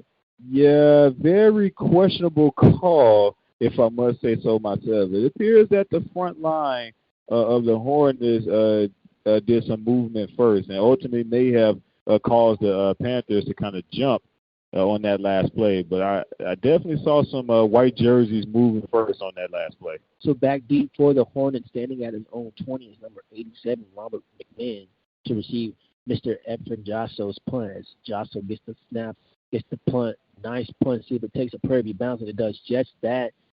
And he's going to pin the Hornets inside their own 20, officially at their own 18, and that's where the Hornets will have this one. Clock is at 11:23 remaining here in the fourth quarter. We'll take a quick break, and when we come back, we're going to see if the Hornets can try and drive the length of the field, or those Prairie Panthers can have another stop in them.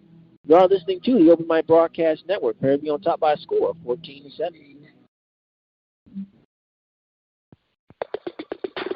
The birth of legends are storied in this conference.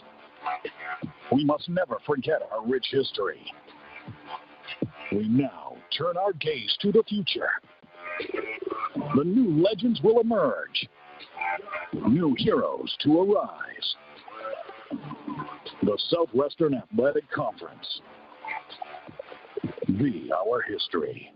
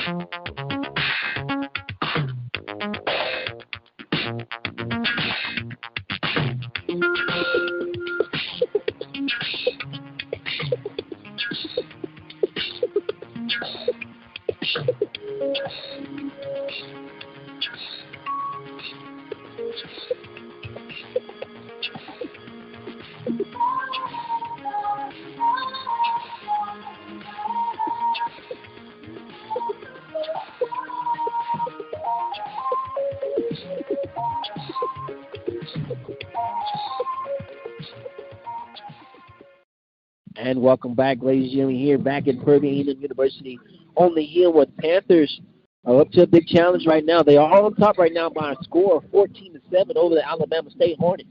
But the Hornets, seems like they have things clicking on the offensive side so far. Yeah, and I'll be honest, the 86-yard touchdown reception by Mr. Saunders on the previous drive hasn't been hasn't told the complete story of how well defensively the Panthers played. So hopefully they'll have another stop in them on this drive. So now the Hornets are moving from our left to right. Takes a shot downfield. Is Stewart trying to connect with the workhorse himself, number 1, Keyshawn Johnson. But it looks like the Panthers had 2 men on coverage on them right there, but it's like that ball was out of the reach of any of the wide receivers. And very smart by the Panthers of having two defenders on that young man, Mr. Keyshawn Johnson. And he appears that he feels like he should have gotten a pass interference call on that last play.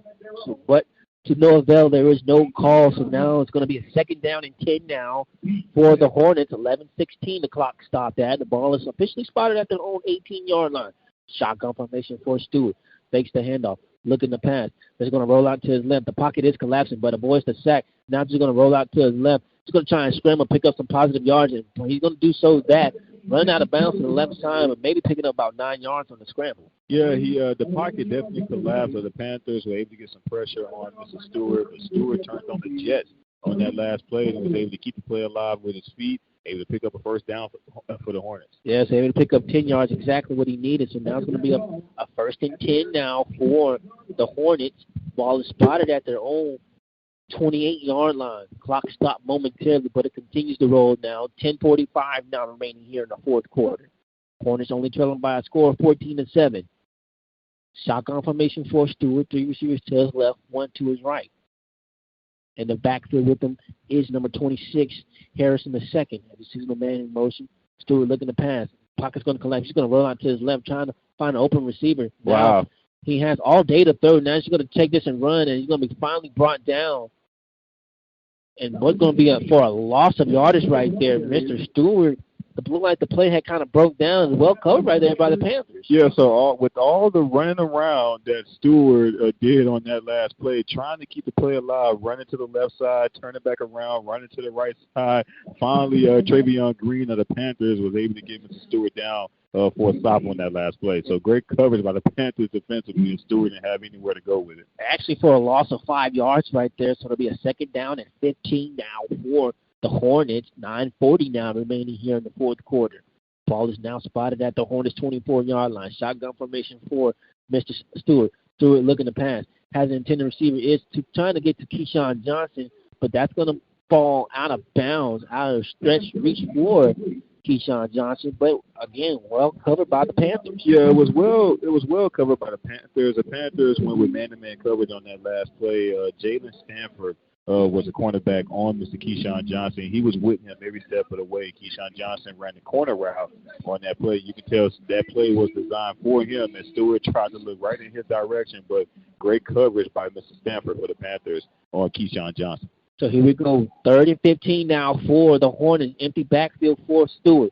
Stewart looking to pass, drop back. That's all day. Looking for a receiver, just going to roll out to his left, trying to take a shot downfield, and he's going to throw this to the intended receiver, number 10, Isaiah Stewart, but the official right there is going to say it's an incomplete pass. If he would able to come clean with it, he would have had enough for the first down. It would have been at the 40-yard line, but now it's going to bring out the punting unit for the Hornets. And Stewart did the exact same thing on that play, rolling outside the pocket, keeping the play alive, had a man downfield, but Stewart, his receiver Stewart, wasn't able to get under it. And I apologize. I've been saying Stewart, but on here they have another one, Scott, to be exact. So Scott right there was not able to come away with the completion right there. So now that's going to bring up a 4th down and 15, and the Hornets are going to have to bring out their punting unit. So the clock stopped momentarily for a second at 9:14.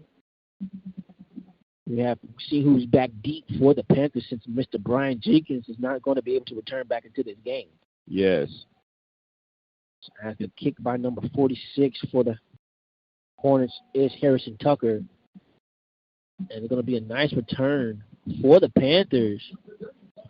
That's number 35, Cody Mayberry, as the punt returner and replacement of Mr. Brian Jenkins.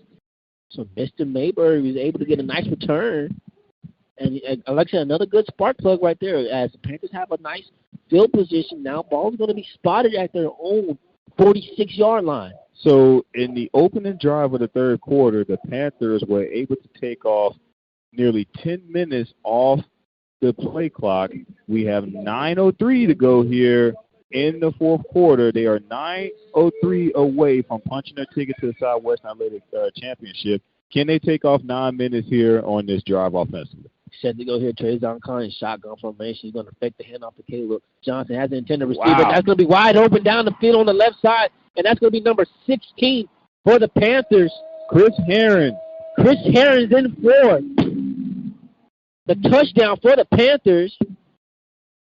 So who needs to take off 9 minutes, Mr. Phillip Prince, when you can connect down the field to Mr. Chris Herron wide open on that play? Great job by Trayvon Conley. He was actually being pressured on that last play, but great job by Conley to not worry about the pressure, keeping his eyes downfield, able to connect with Chris Herron. More importantly, didn't overthrow Chris Herron. He was wide open. Touchdown, PV. Yes, sir, for the 54-yard touchdown reception from Trayvon Conley to Mr. Chris Simmons. And it looks like the Hornets were playing run right there. They were cheating down. Yes, sir, and got him with the play action. Chris Simmons was wide open. And he could have picked his poison from Chris Simmons or Shamir Savage right there. It may not, yes, because Shamir Savage was also downfield as well. It may not always look pretty, but the Panthers utilizing the run to set up the pass. The safeties were cheating down on that last play, and because of it, the Panthers went with the play action fake.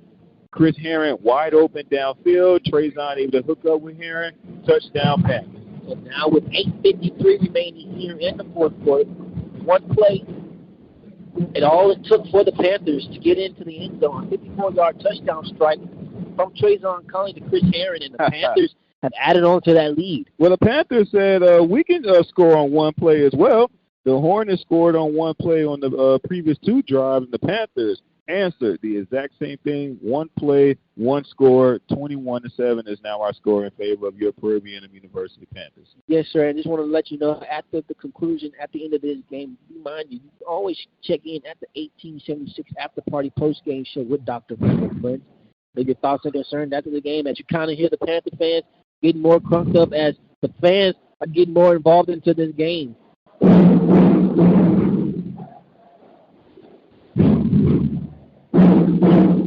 Right there off that touchdown strike, the Panther fans have gotten a lot more alive here. They kind of know what's at the stake now.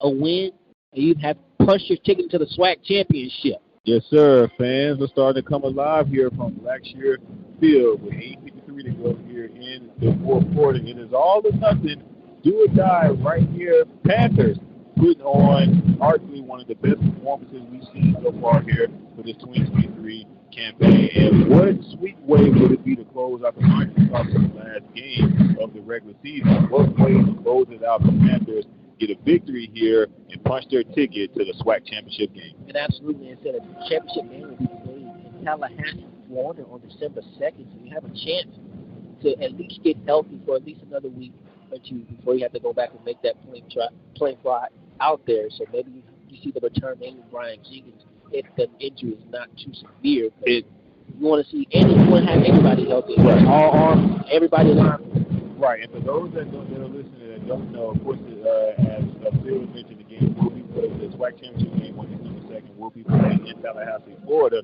And waiting in the East Division are the Florida A&M University Rattlers. They have already punched their ticket to the SWAC championship game, and they're just sitting back waiting to see who's going to come out and represent the West in the SWAC championship game. As Mr. Villa Gomez kick. A muff kick. But you had already signaled for the fair catch. Was that number 88 for the Hornets? And caught a break right there. Yeah, that was Mr. McRae Arrington, the tight end for the Hornets. Able to catch a break on that play. Good thing he already called fair catch before he busted. Now the Hornets are going to have to do some field position. What's still up to a lot to a task. Have a lot to come down. Trailing by a score of 21-7, but it's still not over with. So one again can cut this lead back down to just a touchdown. So now we're going to see if the Hornets, like you said, just fight their way back. Shotgun formation for Mr. Stewart, and Stewart is going to throw this to his safety blanket, number 1, Mr. Keyshawn Johnson, tackled by number Keyshawn Johnson. Right, Keyshawn Johnson against Johnson, and speaking of which, the Keyshawn Johnson of the Hornets appears to be shaken up on that last play. As they tend to Mr. Keyshawn Johnson for the Hornets, we're going to take a quick break, and we'll come right back. We'll be right back to give you more coverage of the fourth quarter.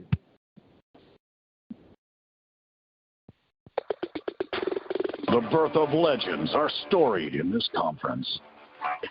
We must never forget our rich history. We now turn our gaze to the future. The new legends will emerge. New heroes to arise. The Southwestern Athletic Conference. Be our history.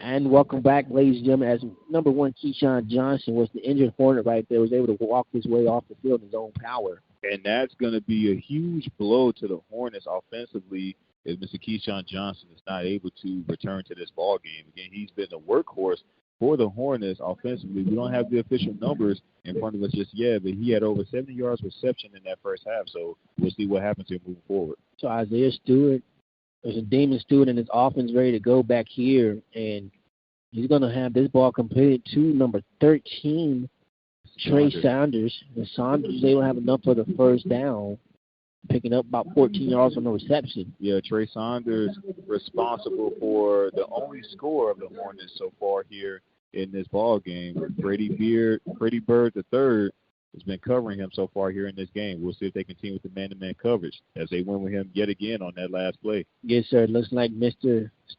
Stewart is going to have to try and find another safety net as Now Keyshawn Johnson has made his way back onto the field, but it was Saunders coming away with the reception right there for about 6 yards right there.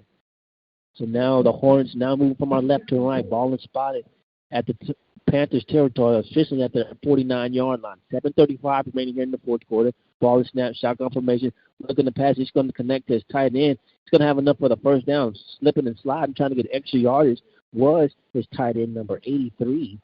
That is Will Sparks, and Will Sparks was able to pick up about 12 yards right there. Yeah, he was nearly blanketed by the Panthers' Keyshawn Johnson, but he was able to make Keyshawn Johnson miss and pick up some positive gains in the first down. So now looking to pass is Stewart once again, and Stewart is going to throw this out to his tailback right there on the left side of the field for his safety valve, but only able to pick up about 2 yards on the reception was number 8, Jawan Howe. And that was Keyshawn Johnson for the Panthers making a stop on that play, making up for the missed tackle on the previous play, only able to pick up 2 yards on that play. So now the ball is going to be officially spotted at the Panthers' 35-yard line. 6:45 remaining here in the fourth quarter. Panthers on top by a score 21-7. Looks like there is a stoppage in the play right now. Trying to see what the official will try and talk things over. Trying to adjust the game clock. Right. No foul for a play clock. It malfunctions.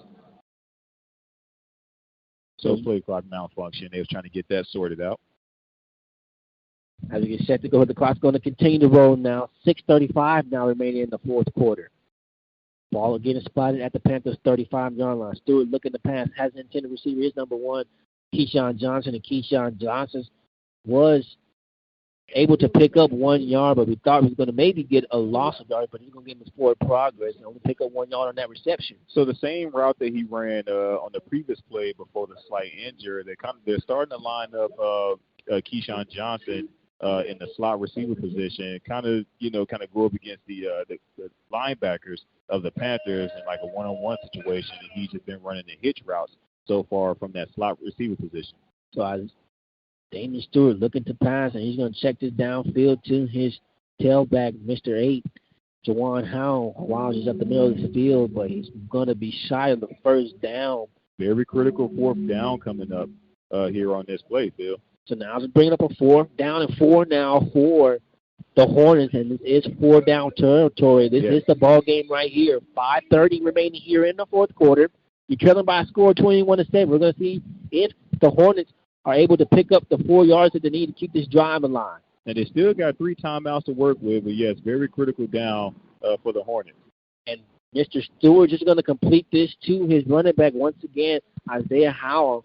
And Jawan Howell was able to pick up the first down just up in the middle of the field. There was no one containing Mr. Howell right there. Yeah, Jawan Howell was able to find a nice crease in the middle of the field, some open rooms, able to pick up more than enough yards for a Hornets first down. Now they find themselves inside the 20-yard line of the Panthers. Ball officially spotted at the Panthers' 17-yard line. As Damon Stewart trying to make this play into nothing, and he was scrambling for a little bit, and for a second ran into his lineman's back and was able to run outside the pocket to avoid any more sacking. It was a loss right there, and able to get the pass off, but it comes up incomplete out of the hands of the intended receiver. But it appears that Stewart may have had enough room to pick up a first down if he decided to take off and run with it, but because he ran into his own man, to your point, he had to go to the other side to try to attempt to pass downfield, incomplete pass, and we got second down coming up. Second down, clock stopped at 4:46. Ball is spotted at the Panthers' 17-yard line. Hornets in the shotgun formation. Stewart looking to pass, but there's a stoppage in the play as the Panthers are going to want to talk things over. And we're going to take a quick break, and when we come back, the Panthers want to try and get things back and situated right now. They are leading right now by a score of 21-7. You are listening to the Open Mic Broadcast Network, home of the Waller County Athletics, the Prairie Athletics, and the Temple Refuge Ministries. The birth of legends are storied in this conference.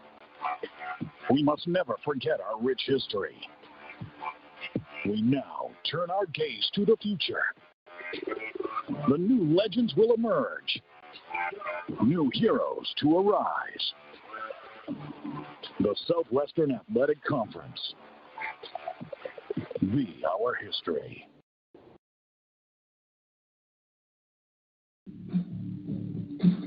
And welcome back here to the Hill at Prairie University, where the Panthers right now top by a score of 21-7 over the Alabama A&M Hornets. And Bubba McDowell want to talk things over and get his defense resituated. But so far, the Panthers have played a great second half of football. Yes, sir. And even though that the Hornets are inside the 20-yard line of the Panthers have found themselves in this position as we got ourselves a little atomic dog situation going on right now, trying to get PV Nation amped up to cheer the Panthers to victory. We have 4:46 to go here in the fourth quarter. Panthers up by 2 scores and hopes to punch their ticket through the SWAC championship game. But the Panthers have found themselves defensively in this situation before. Ball inside the 20-yard line.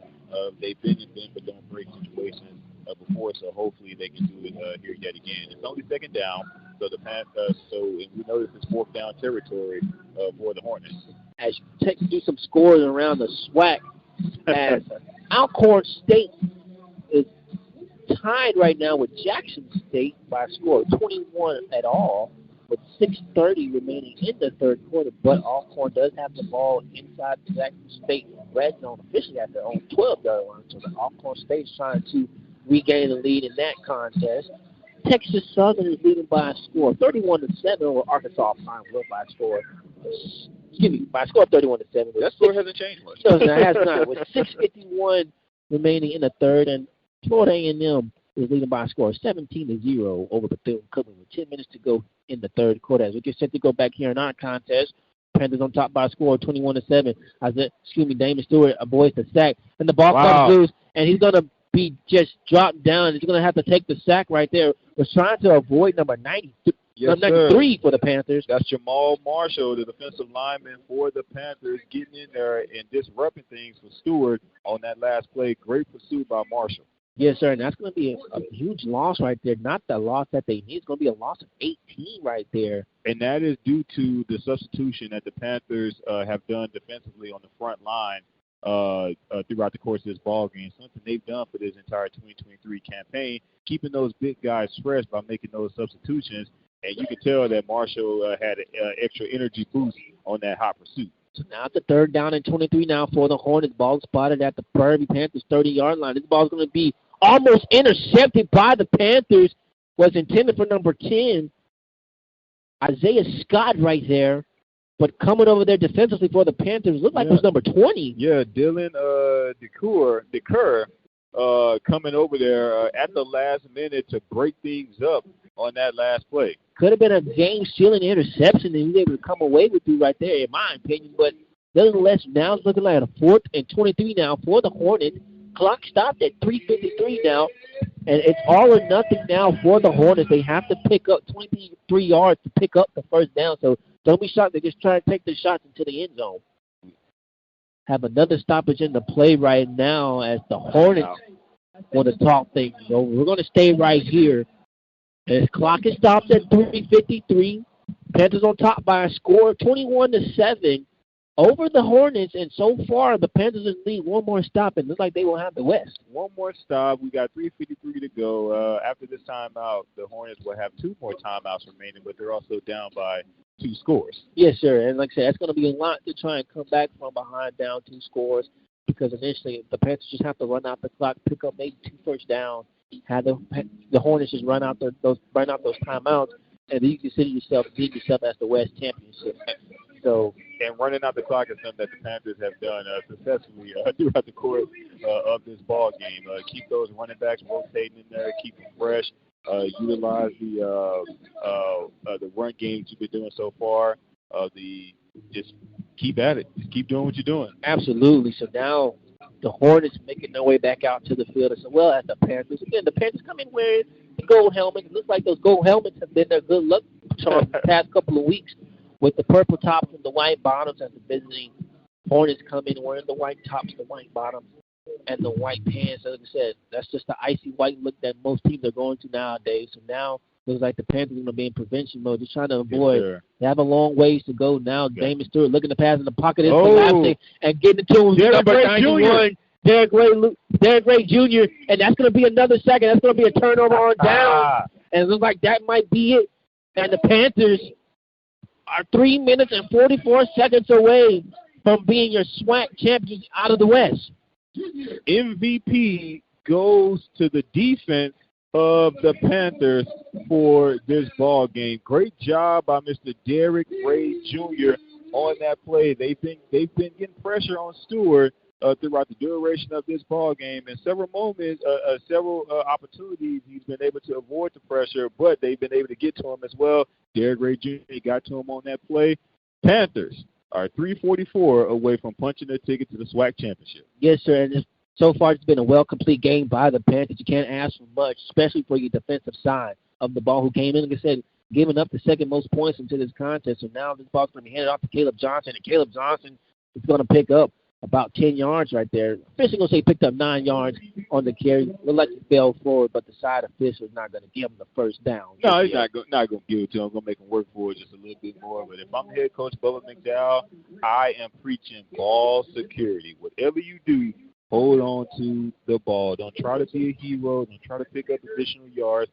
Get what you can. Whatever you can't get, we'll live to see another play. Absolutely. And like I say, you live to see another week, most chances there. There and having to run more at practice. So now we get set to go here to be a second down. Let's say he officially picked up 8 yards on that carry. So it'll be a second down and 2 now for the Panthers. Ball is spotted at their own 48-yard line. 2:55 remaining here in the fourth quarter. Ball's going to be handed off to Caleb Johnson once again, and Caleb Johnson is going to be met immediately. Might have happened this depending on the spot, he's like going to have enough for the first down, so he picked up 2 yards. Yeah, they're going to give him forward progress, so he should have more than enough for a first down. So ball officially now going to be spotted right at midfield at the 50-yard line. 2:35 remaining here in the fourth quarter, and looks like I said, the Panthers are going to take as much time as they can off the clock. The Hornets looks like just going to hold on to those timeouts at this point. Thought they might have would have called one earlier, but we're going to see if they can maybe get a stop right here and try and call a timeout. But with 2:15 remaining in the fourth quarter, looks like their window of a comeback is kind of just slipping away. 2:10 now remaining here in the fourth quarter. Play clock is at 2 seconds. 1 second, able to get it off in time before a delay in game. This ball's going to be handed off to Caleb Johnson, and Caleb Johnson is only going to get a yard, and there goes the second timeout by the Hornets. So that's going to stop the clock at 2 minutes there. Yeah, it's going to stop it at 2 minutes. After this, they're going to have one more timeout remaining. But essentially, one more first down will end all of this. Absolutely, and that's all you want to do. Like you said, push for ball security. And if they can do that, like I said, you punch your ticket to the West. We have a scoring update right now. Alcorn State has taken over the lead again over Jackson State by a score of 28-21 with 3:21 to go in the third quarter. And Arkansas Pine Bluff has just added on to the deficit, a little bit. They cut the lead down now to 31-13 now with 3:46 to go in the third quarter. And again, Florida A&M is up top by a score of 17-0 with 8:15 to go in the third. So there's just been a back and forth between Alcorn State and Jackson State. One team scores, the other team scores. Kind of a back and forth going on in Mississippi at the moment. Absolutely. It looks like Jackson State was able to move the ball down the field, got officially spotted at the Alcorn 43, so they're trying to answer back to the Alcorn score. So now here in our contest, the Panthers just need to pick up a first down to ice the game. This ball's going to be handed off to Caleb Johnson once again. And Caleb Johnson is going to only pick up 1 more yard, and that's going to make the Hornets use their last timeout. So now it's going to be a 3rd down and 8 now for the Panthers. And a first down can pretty much ice this one out for sure, but still the Panthers are, in a pretty much decent field position, I should say, because they are up by a score of 21-7, 2 scores. So they would have to drive the length of the field and then come back and try to record an offside cover right there, but you have no timeouts. It's a little bit pretty much over with and done with it. Yeah, it's definitely far-fetched. They would have to drive the length of the field twice. But they will also have to secure an onside kick in order to make that possible. But again, you're going to be doing it with no timeouts, which means you're going to have to utilize the sidelines in order to make that happen. The good thing is that the Panthers aren't able to pick up a first down here on 3rd down. Their punter, Ephraim Jasso, has been punting exceptionally well. throughout the course of this game. As we get ready to resume back in the play, and the Panthers just elect to run the ball to keep the clock running. Looks like he's going to actually lose a yardage. So I originally said it was a 3rd down and 8. It was a 3rd down and 9. So now it's going to be a 4th down and 10 now with that loss of yardage right there. So now we should see the punter, Ephraim Jasso, come onto the field. He's been punting the ball exceptionally well throughout the course of this game, getting the ball inside the 20-yard line, inside the 10-yard line. We see why he was named Special Teams Player of the Week from his performance last week against Southern. Absolutely. He did a nice job in that week and just carried over to this game, putting the opposing Hornets inside their own 20. And that's where the vast majority of the game, the Hornets been having to take the ball. So now the Panthers are going to elect take their second timeout here in the second half. Just let the clock go all the way down to 1 minute and 4 seconds. So now, like I said, you're a minute and 4 seconds away from being the West champion. A long minute and 4. My goodness. You know, it's crazy how the third quarter just flew by, due to the Panthers taking nearly 10 minutes off of the game clock on their opening possession of the third quarter. And it appears that this fourth quarter is just slowly moving by. This is a long minute and 4 seconds, but it's a minute and 4 seconds nonetheless.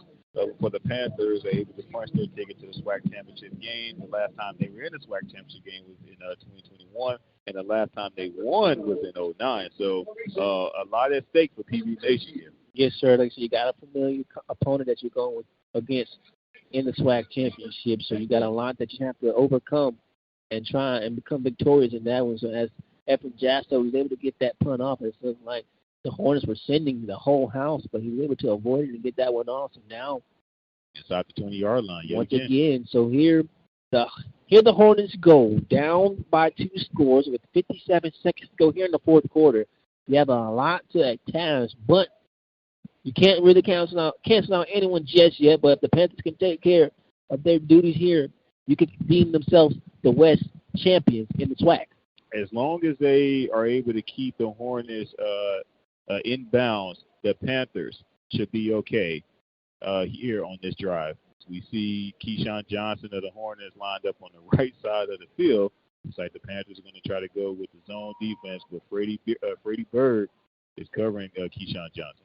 So Stewart looking to pass, and do just that, try to connect with Keyshawn Johnson. Right. And the Keyshawn Johnson for the Panthers was right there and got looked off by Stewart. It got Keyshawn Johnson for the Alabama State Hornets open just a little bit, but he couldn't come up with the pass right there. Shockingly. The fact that the Hornets are pretty much in desperate mode right now to utilize their superstar, Keyshawn Johnson, because there was not one, not two, but 3 Panthers near Keyshawn Johnson, and Stewart still tried to fit that ball in there. So now it's going to break up a 2nd down and 10 now for the Hornets. Clock stopped at 51 seconds momentarily, and this ball's going to be handed off to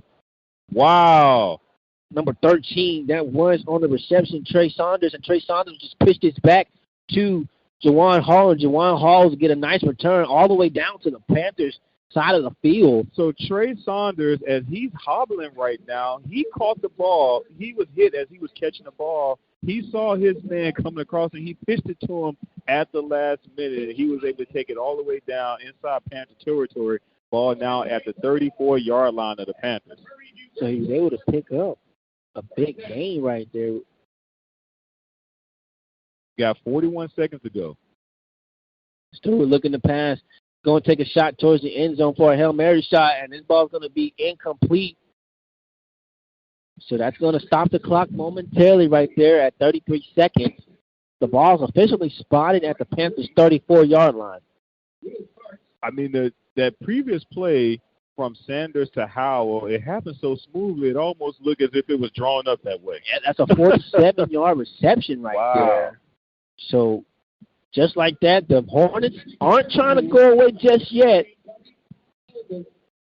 So now Stewart, who was hobbling off the field earlier, who made the outstanding catch and pitch, I should say, to his teammate to get the additional yardage right there. So now we're looking at a 2nd down and 10 now for Stewart and the offense. This ball's going to be caught by number 83, the tight end, Will Sparks. And Will Sparks is going to have enough for another first down.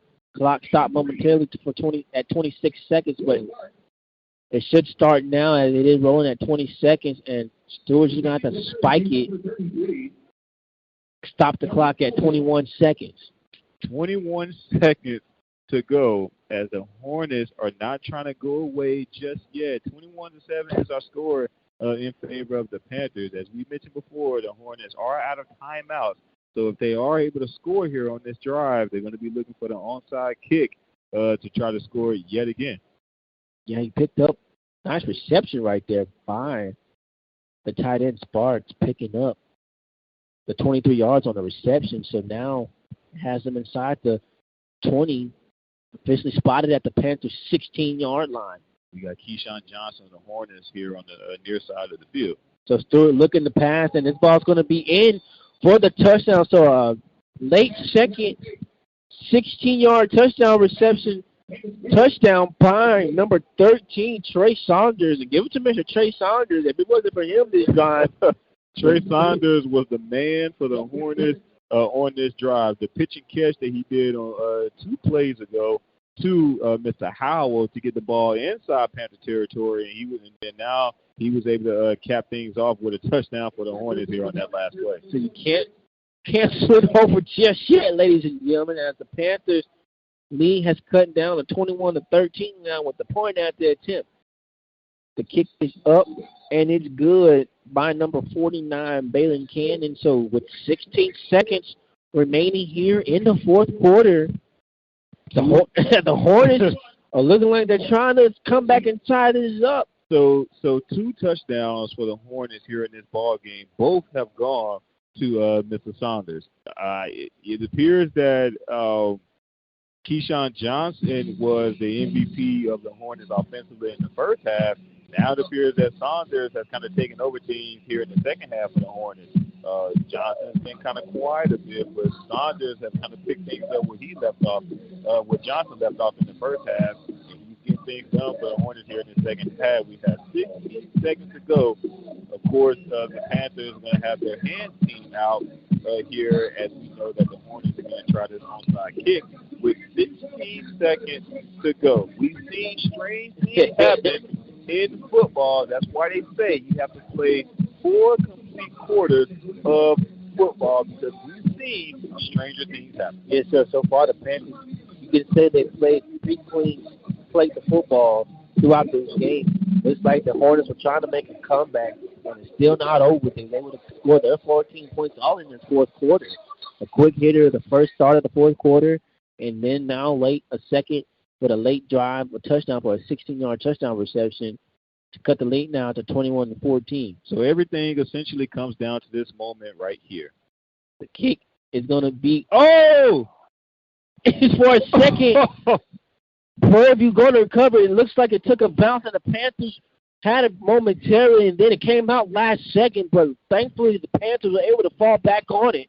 I've always wondered what my heart would feel like if it stopped for 1 second. I felt it right there. My heart stopped for 1 second, but the Panthers were able to cover the ball with the second and third effort.